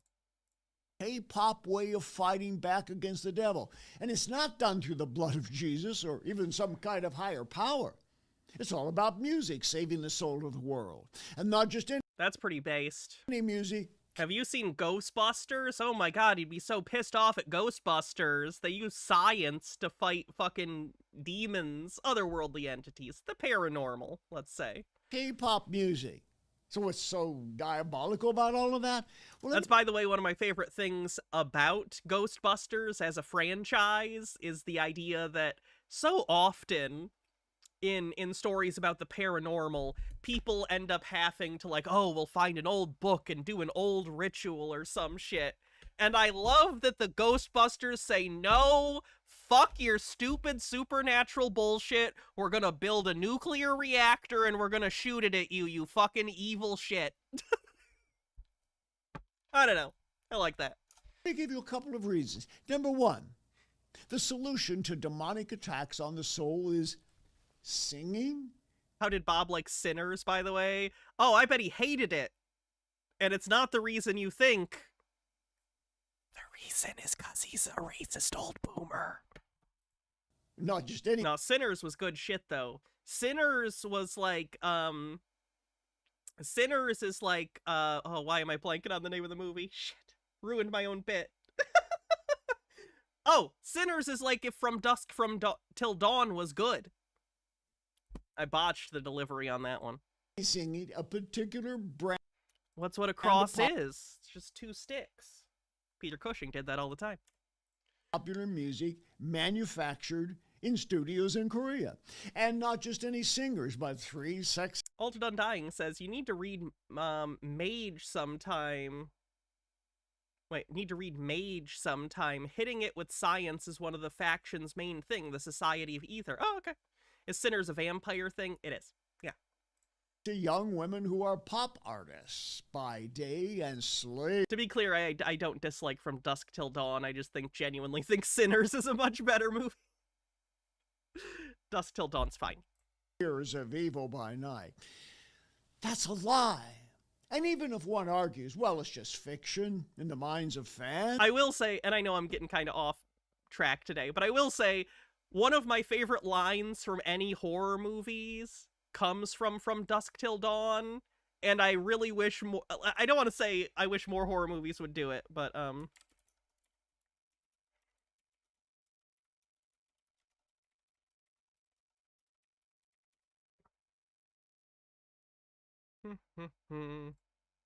this line from George Clooney is too fucking good for this world. Fucking vampires out there trying to get in. We got a bunch of fucking vampires out there trying to get in here and suck our fucking blood. And that's it, plain and simple. And I don't want to hear anything about I don't believe in vampires. Because I don't fucking believe in vampires. But I believe in my own two eyes, and what I saw is fucking vampires. Now, a good horror movie line. Jade Monkey with 23 months says, this the fake priest? It is indeed. The idea of being like, I don't want to hear I don't believe in vampires, because I don't believe in vampires, but I believe in my two eyes, and what I just saw was fucking vampires. In their single-digit years, well, they're not sophisticated enough to understand the religious perversion behind this. You know what? The devil doesn't care. He just wants their souls. He wants their minds. He wants their emotions. He wants their entertainment impulses. I'm going to say it again. The devil is... Dex says, you cover a lot of people. Who have you covered that made you the most money? No one makes me money. I make the money because if people want to go watch dipshits in their own time, they can do so, but instead they choose to do it with me because I'm entertaining and funny. So no one other than me has ever made me any money. After children and grandchildren, and this is one of the ways he's doing it, and it's a big one. And the second thing I want to point out is the religious context in this movie, in which the battle between good and evil is fought, is completely against the backdrop of a Buddhist mindset. Sorry, that came off as a little spicy. Dex has been a little weird in chat on YouTube today, and I'm just picking up vibes. I'm picking up vibes, Dex. What the fuck is going on?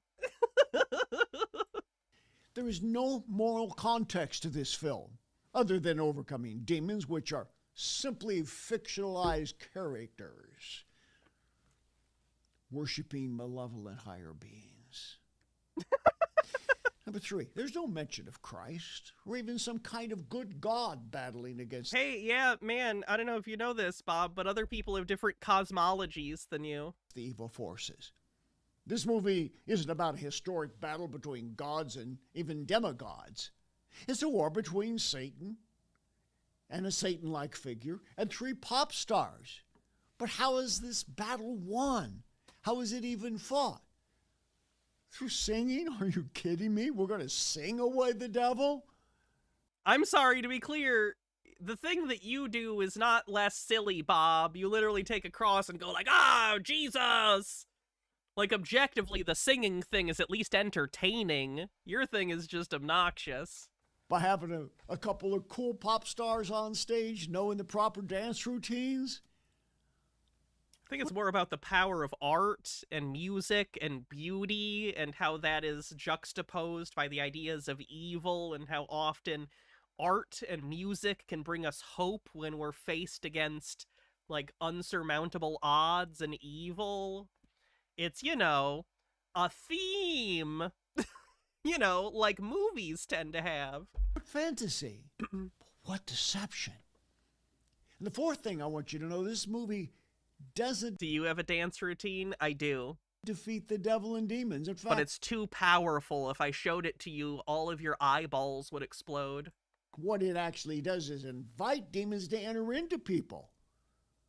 Uninformed minds without any spirit. Just a Peach with a tip says, some of us watch crazies on our own time and then rewatch them with you because it's more fun with your comments. True.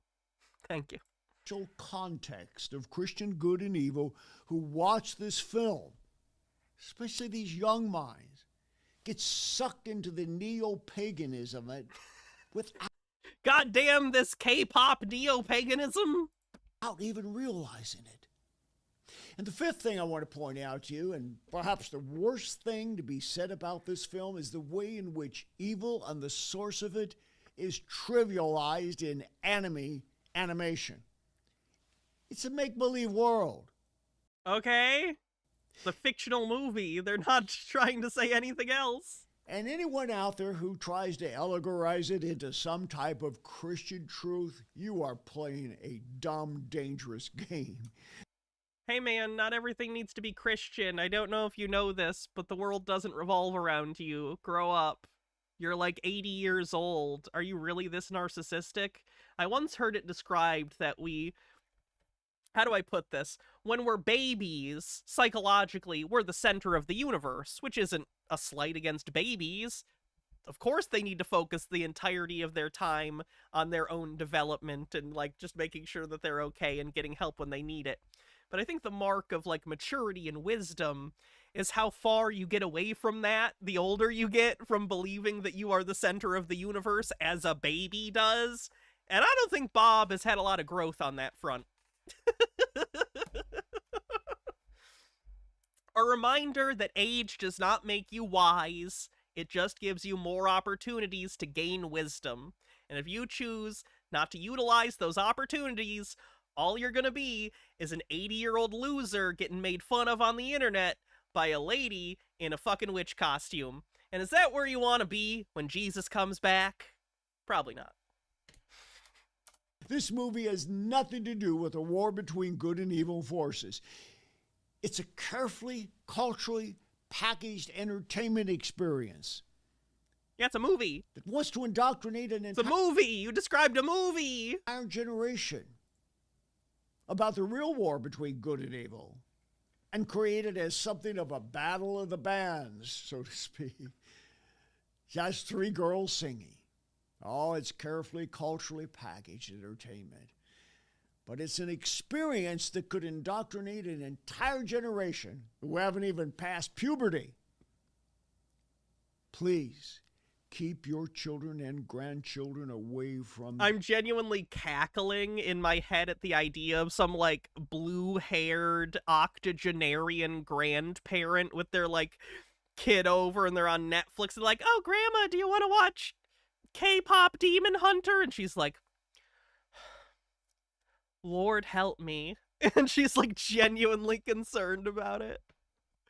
Holy fuck, these people have no problems. Just Peach says, so no Christmas pageants for Bob because it was simply made for kids' Bible stories? Guess so.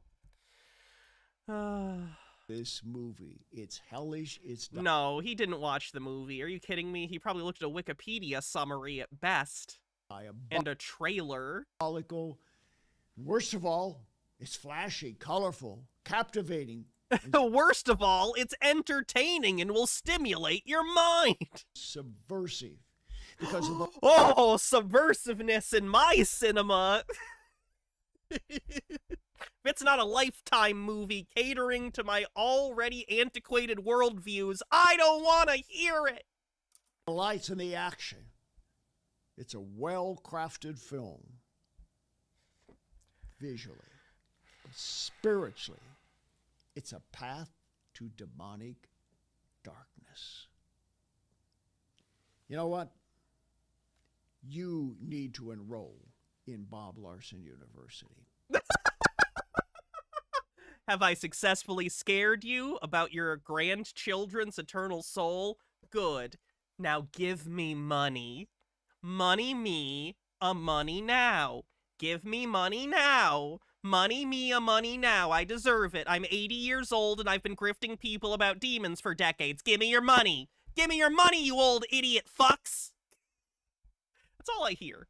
That's all I hear. It's ridiculous. Fuck this guy. Yes, shilling on the bingo card. Dillis Filler says Bob doesn't want people killing demons. He only exorcises them so they'll possess someone else eventually, thus ensuring his revenue stream. He's probably given kickbacks to the demons. Him and Jezebel have a thing, you can tell. You need to study demonology. You need to study with me as I teach you through all of these courses.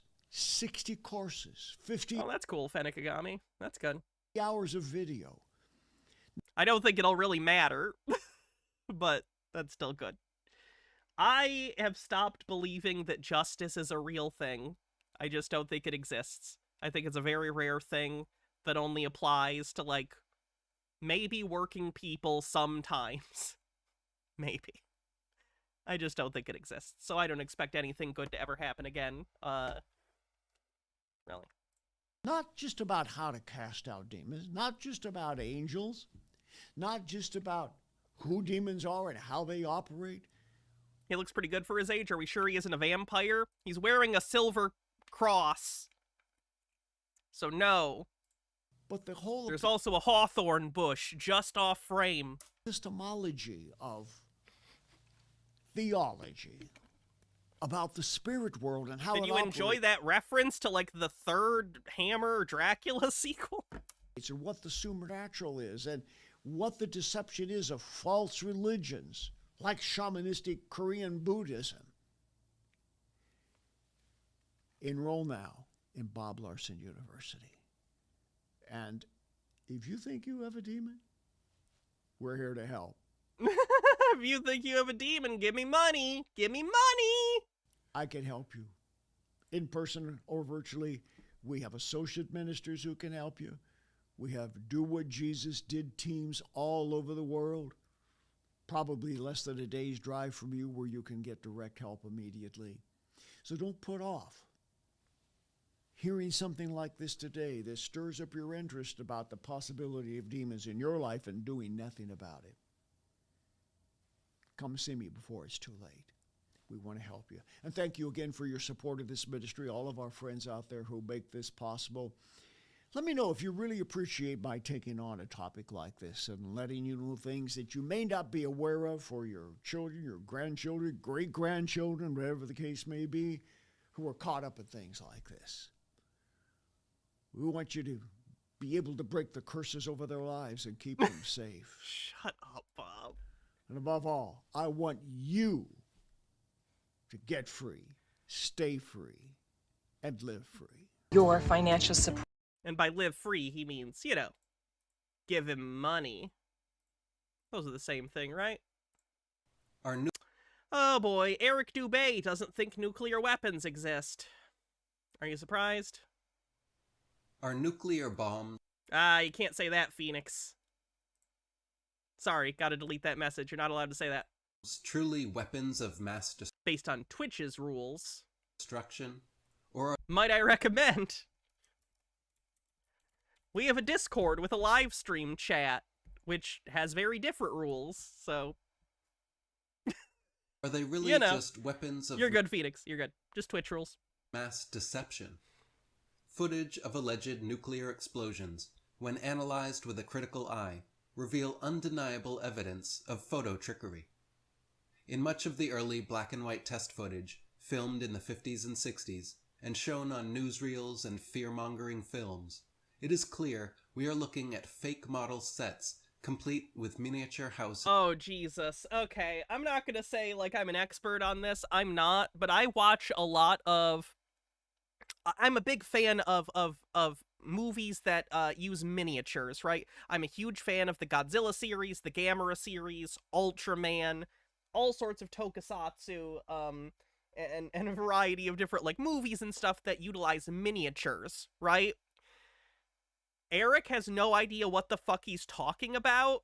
I've seen more miniatures being destroyed than I could even relate to you. None of the atomic test footage I have ever seen, and I've seen a fair amount of it, looks like miniatures. There is a specific quality to miniatures, and you try to mitigate that in filming when you try to ramp down the frame rate of the camera a little bit to try and make things seem a little more massive.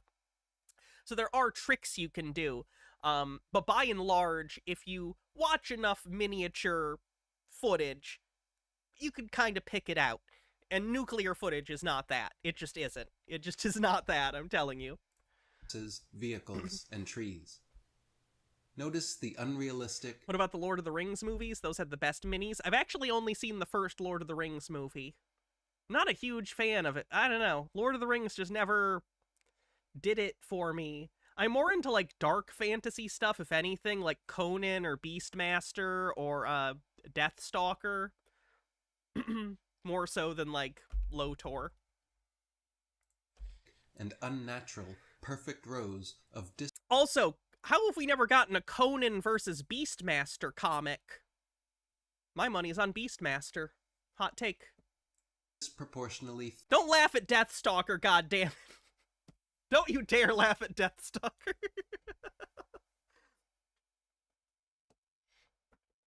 thin trees. After the flimsy model trees are blown to one side, the film quickly cuts They're not models. That's not what models look like. That's not what model trees look like. And if you had an explosion like this, it would not look like this in miniature. It just wouldn't. Toreador says laughs harder. to clips of actual trees in some Would you be surprised to learn that I own Deathstalker 1 and 2 on 4K? other location. Similar to how a stunt double changes with the main actor during the crucial action scene.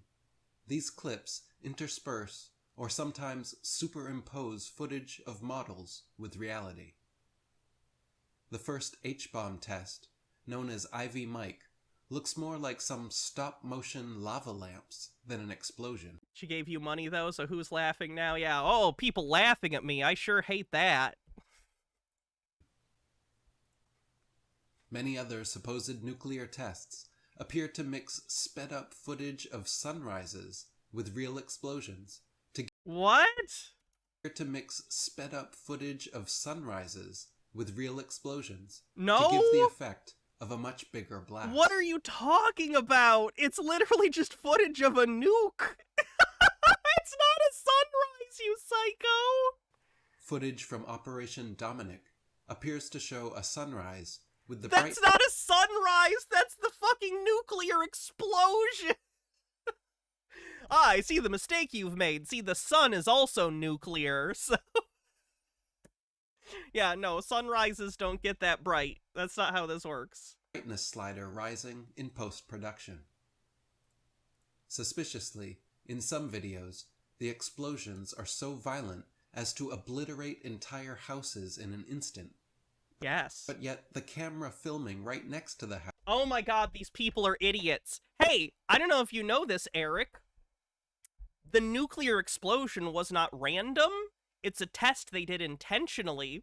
So the house was there to get exploded, and then they built a bunker. I can't believe I even have to explain this. Like, really, I have to explain this to an adult who didn't take 5 seconds to think this through. They built a bunker that the camera would sit in so it would not be destroyed by the nuclear explosion. Like, we literally can build structures, especially when we're talking about relatively low-yield nuclear weapons that we're talking about from, like, the early mid-20th century. You could build, like, bunkers that you could put, like, camera in or something, so you could film this kind of thing. Also, camera zoom, so the bunker's further away from this than it first appears. So, Eric has no idea what he's talking about, and apparently hasn't taken 3 seconds to consider how you would film this if you were to, which they did. House survives unscathed and unshook.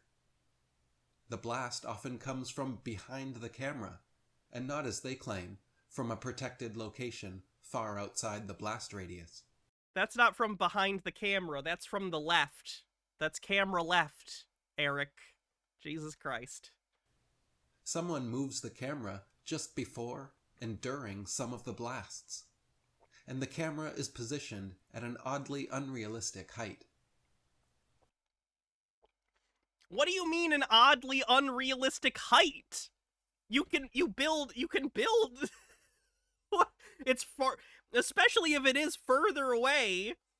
Like, you might be doing the nuke test basically in a basin, in a valley or something, to try and keep the shockwave from, like, spreading out laterally further. So you would maybe do it in some kind of, like, basin, and then you have the thing further back, and its elevation is higher than the center of the...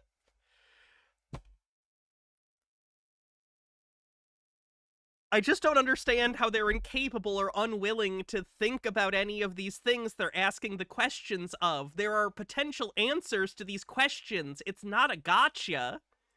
What kind of shielded tower would the camera and cameraman have to be enclosed in to survive such a test? A bunker. Hey, do you know, like, when they visually did these I don't know how to explain this. Like, they had bunkers human beings would sit in, not as close as the camera, obviously, but have you ever seen, like, a nuclear test where they're, like, in a bunker and they're wearing, like, fucking goggles? Driving me goddamn crazy. If nuclear bombs actually exist, why would there be a need to... Hey, you know that thing that's fundamentally reshaped international politics for all time and has completely changed how international politics is done? What if it's just, like, not real, bro?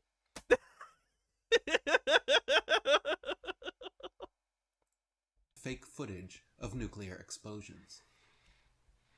The Trinity and other nuclear test sites were admittedly first loaded with hundreds or up to 1,000 tons of dynamite.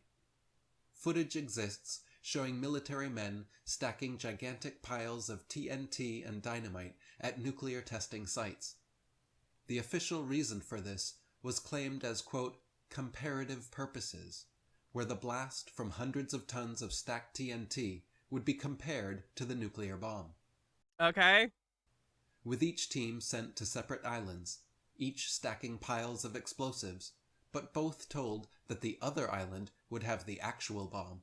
It would be simple to deceive the very men creating the deception.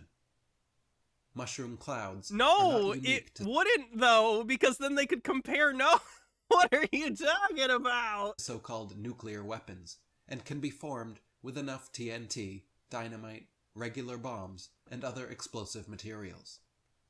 Later, supposed nuclear tests, like Able, were likely done using very large, but traditional bombs, and the Baker test, done using hundreds of tons. Is he, like, what does he think happened at, like, Hiroshima or Nagasaki? Like, there's literal many first-hand accounts. It was one bomb at each location. Like, how does he justify that in his head? I don't understand. Of submerged dynamite. Like, there was one plane each, dropped a single bomb, and led to the destruction of the cities. Terrible, terrible shit. Vessel underwater. Nuclear fission occurs by... He doesn't think it happened, like, but there's... I know he's a conspiracy theorist, but it's like, I can't even begin to express to you, like, how many survivors there were that had first-hand accounts and burns and radiation sickness and, like, appeared publicly to talk about this for decades. Like, by bombarding uranium-238 with neutrons to split the nucleus. Like, we have footage of the cities after they were leveled. Like, we have the records of them being reconstructed. Create the isotope uranium-235. During this split, mass is lost and converted into kinetic energy, which is known as nuclear fission. If each of those neutrons then goes into another uranium nucleus, causing more fission and many more neutrons, this creates a theoretical process known as theoretical. Is criticality theoretical? No, mother. God fucking damn it, dude. an explosive nuclear reaction. Enrico Fermi's... Can we rebuild the fucking demon core and just let Eric play with it? He can do as many tests as he wants, I promise. Famous nuclear chain reaction test was done by stacking massive amounts of graphite and embedding balls of uranium within, so that when the neutrons started flying through, they would be slowed by the graphite, collide with the uranium, release more neutrons, and then those neutrons would continue in a chain reaction pattern. This achievement, which was only detectable by Geiger counter, meant that the fission process could be sustained, but in no way proved the possibility of a nuclear explosive chain reaction. In reality, all explosions are gas-related. For an explosive chain reaction to occur, there would need to be an explosive gas created or added. Fellas, is gas?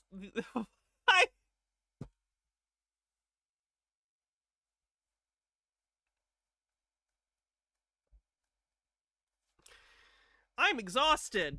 The byproducts of nuclear fission... Hannah puts her head in her hands on the bingo card. ...are 94% heat and 6% radiation. No gas whatsoever is produced by nuclear fission, and so there can be no... Energy is, sir. Energy is... No massive destructive... Energy, as in, like, heat and a blast wave and all sorts of things. Blast.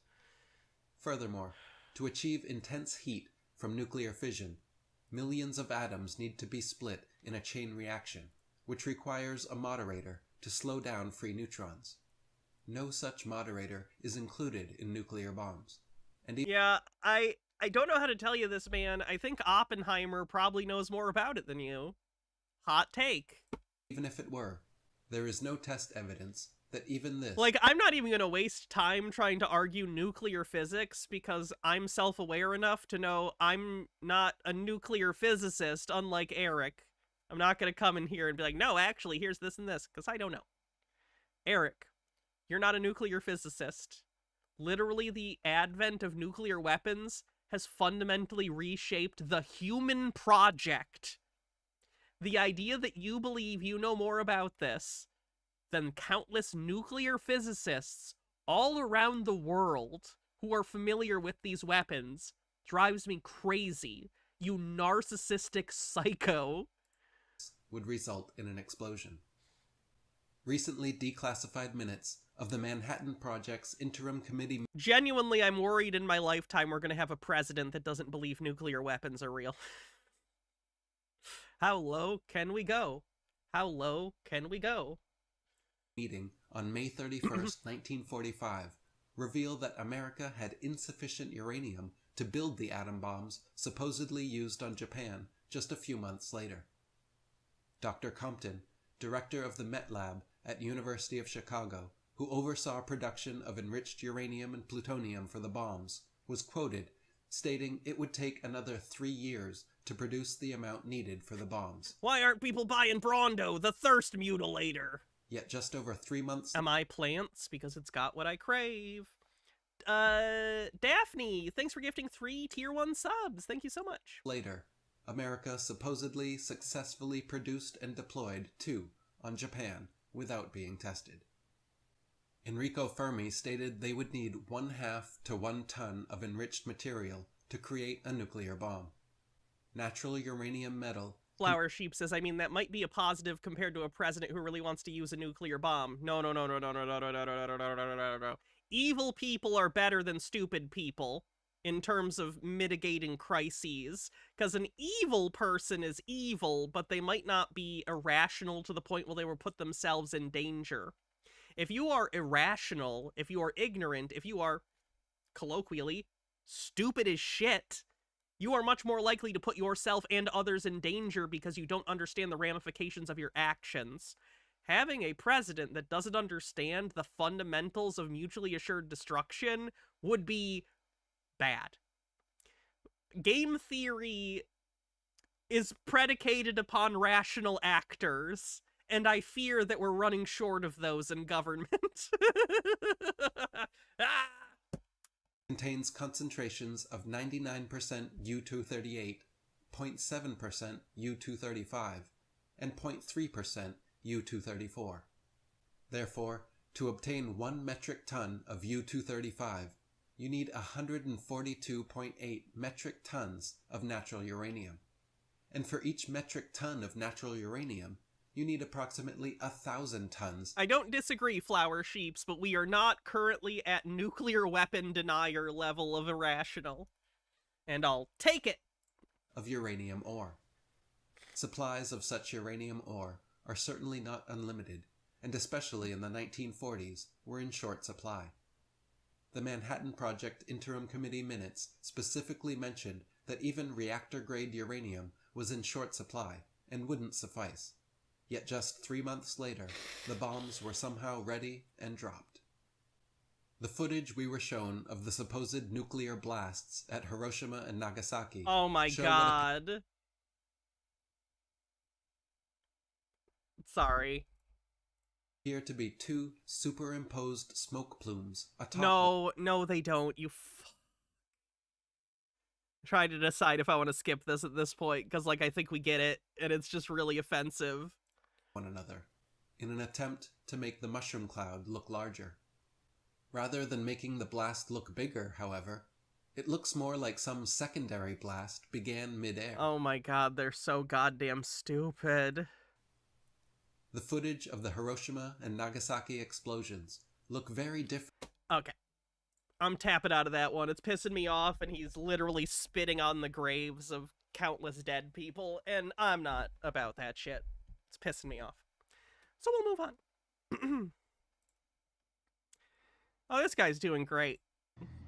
Okay, so we have 5 different categories. The vacuum's on the left, the servers are second to the left, entropy, algebra, and geometry. It's Vegas, but VEGAS, but it's out of order, but it's a good way to remember the acronym. So vacuum is infinite potential, so it's on the left. There's also an eye there as well, an eyeball. So that's infinite consciousness. This is the guy that did those rants with his shirt off a while ago. So if you're putting it in the 5 C's model, the vacuum is consciousness, the servers... He does hallucinogenic drugs and it fried his brain, so he thinks all his, like, delusional, like, how do I put this? His delusional, hallucinogenic nonsense, he thinks is profound and real. So he's, like, diagramming it, but it makes no sense, because it's nonsense his brain thought of while he was on drugs. Are constants. The entropy is codes. The algebra is choices. And the geometry is cinema. The geometry is cinema. Kino. Absolute kino. So consciousness, constants, codes, choices, and cinema. So, okay, so again, so consciousness is the infinite potential, is the vacuum on the left where that eyeball is. There's also a question mark over there because the fundamental nature of it is absolute freedom.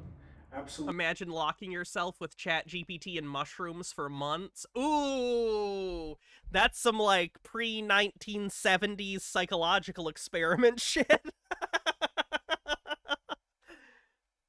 Thanks, ethic review boards. We appreciate your sacrifice, little baby Albert. Sorry about the rabbit. Freedom and a question mark are the same thing because you can't actually put absolute freedom into any form of category or boxes or constraints in any way, ultimately. For those that don't know, I think his name was Little Albert, was a famous psychological experiment about conditioning in which they wanted to prove they could condition a child to be afraid of something. So they had this baby, little baby, and like a literal baby. I don't even mean like, oh, they were 4 or 5. I mean a baby. And they'd like have like a fucking rabbit, and they'd have the baby play with the fluffy little rabbit. And then they'd take like a hammer or something, and when the baby was playing with the rabbit, would slam the hammer incredibly loud and scare the shit out of this baby every time they brought out the rabbit. They'd play with the rabbit, you'd scare the shit out of the kid. And then, of course, if you know how conditioning works, every time they did this, after a while, the baby became incredibly afraid of rabbits, terrified of rabbits. Not just rabbits, but anything even vaguely rabbit-like, white, fluffy, furry. Fucked this kid up. Anyway, so that's one of like the big examples when you're when you're in school studying psychology. They're like, hey, this is why we have review boards, by the way. Look at all the fucked up shit people do when they just go and do things and aren't told no. And that's not even...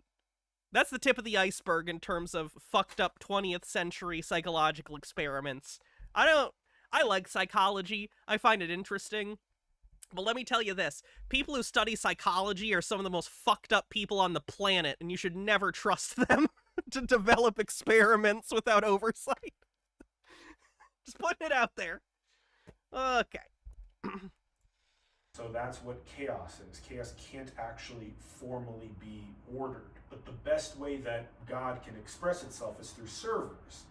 Servers are constant. So what do we mean by that? So that's why the little line seeds between all of them. Seeds, seeds, seeds, seeds. Right? Vacuum seeds servers, which seed entropy, which seeds algebra, which seeds geometry. So yeah, so none of this means anything. He's just absolutely tripping balls for life, basically. All right. Let's do a little bit of what Sasha Stone has been up to, and then we'll probably call it a night. I'll call it a little early. I'm pretty tired, so. Thank you, everyone, by the way, for hanging out. Sorry I missed so many days. Tomorrow I will be streaming again at some point. We're going to do Sovereign Citizens, catch up with what Cameron's been up to, along with all the other Sovsits.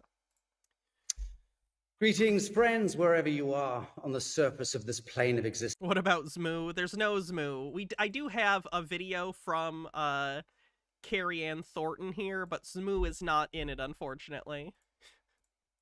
You note that in my middle age, I've learned not to call it a ball.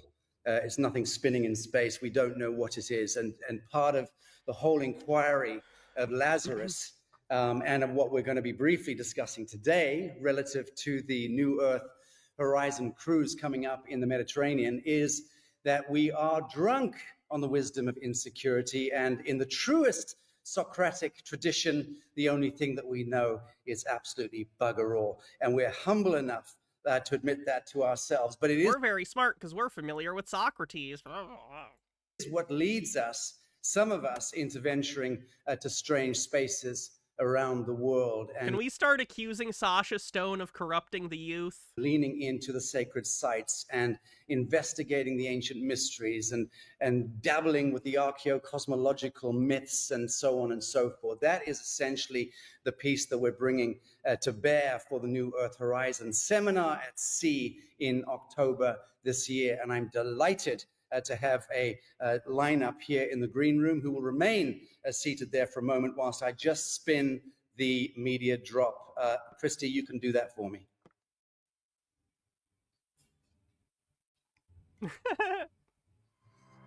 Ooh. Give him money to go be on a boat with him.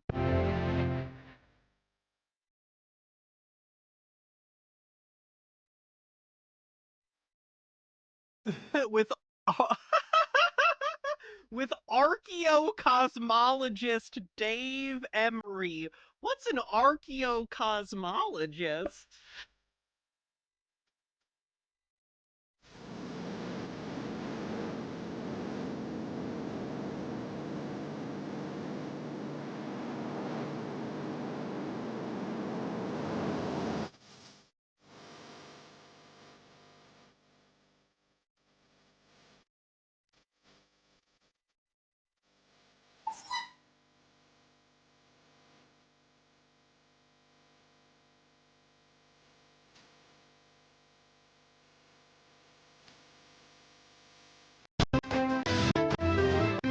Back to sacred.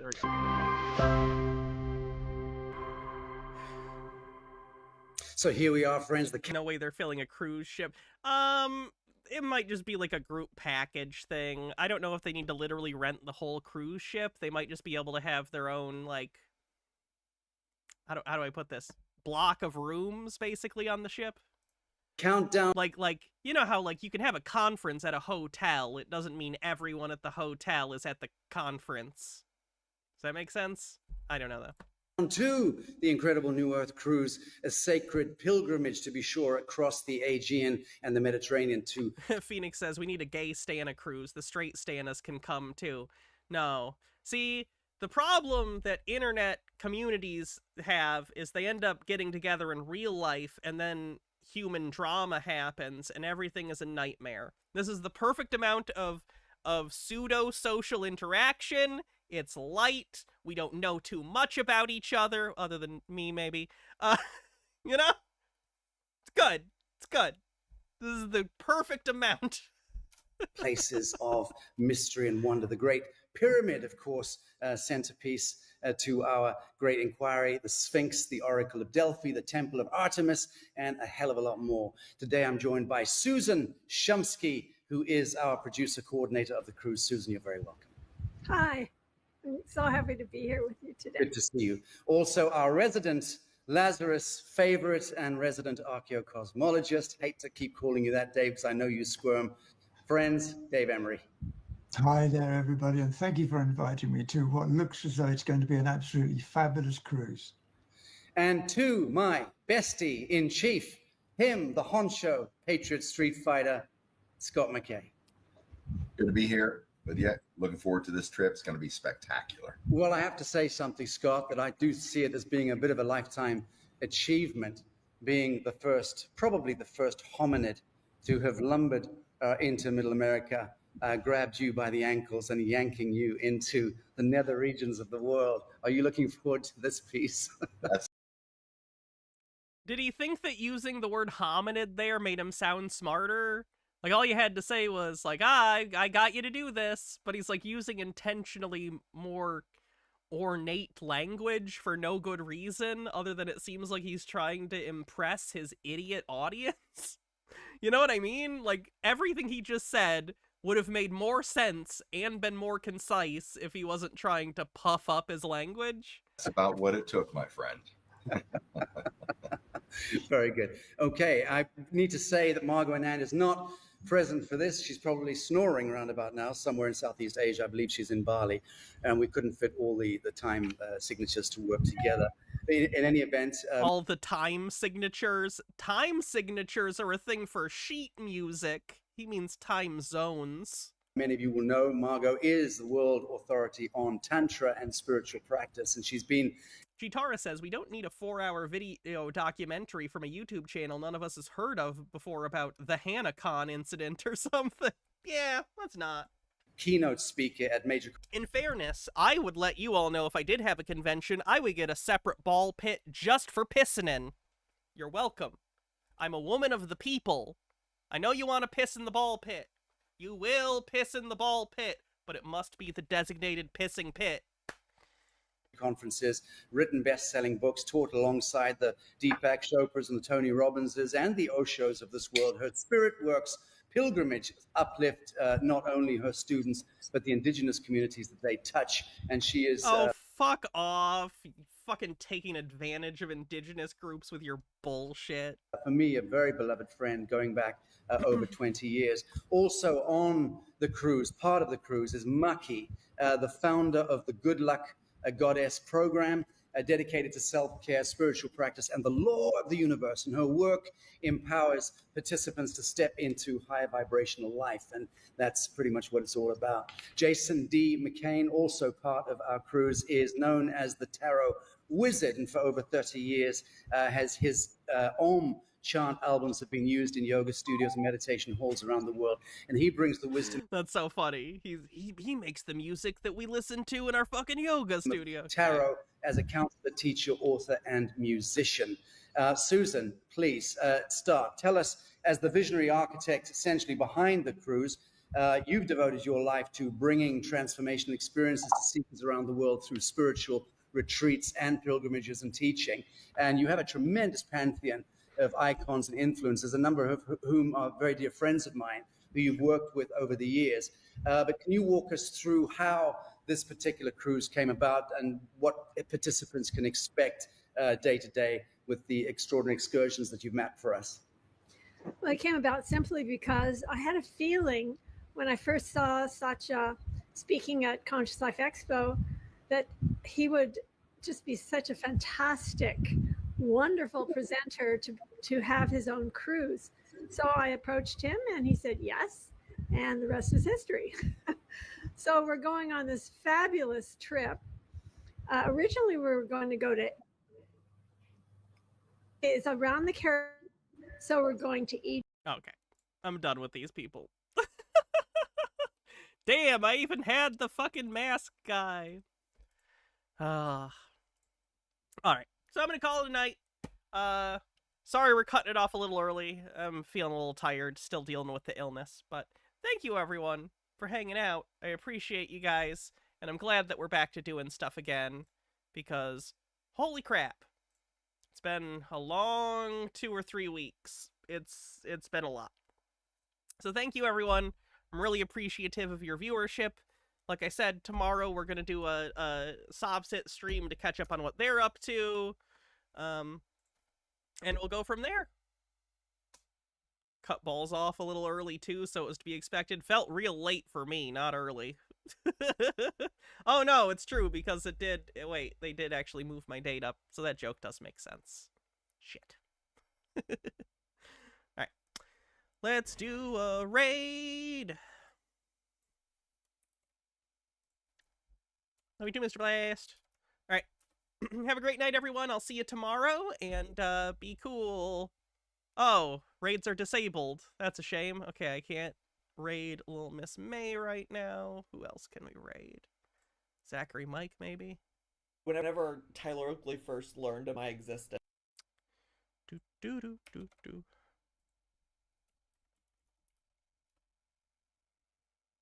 All right, cool beans. If you're on YouTube, do me a favor, like the stream. I'd appreciate it. And I'll see you tomorrow. Bye, everyone.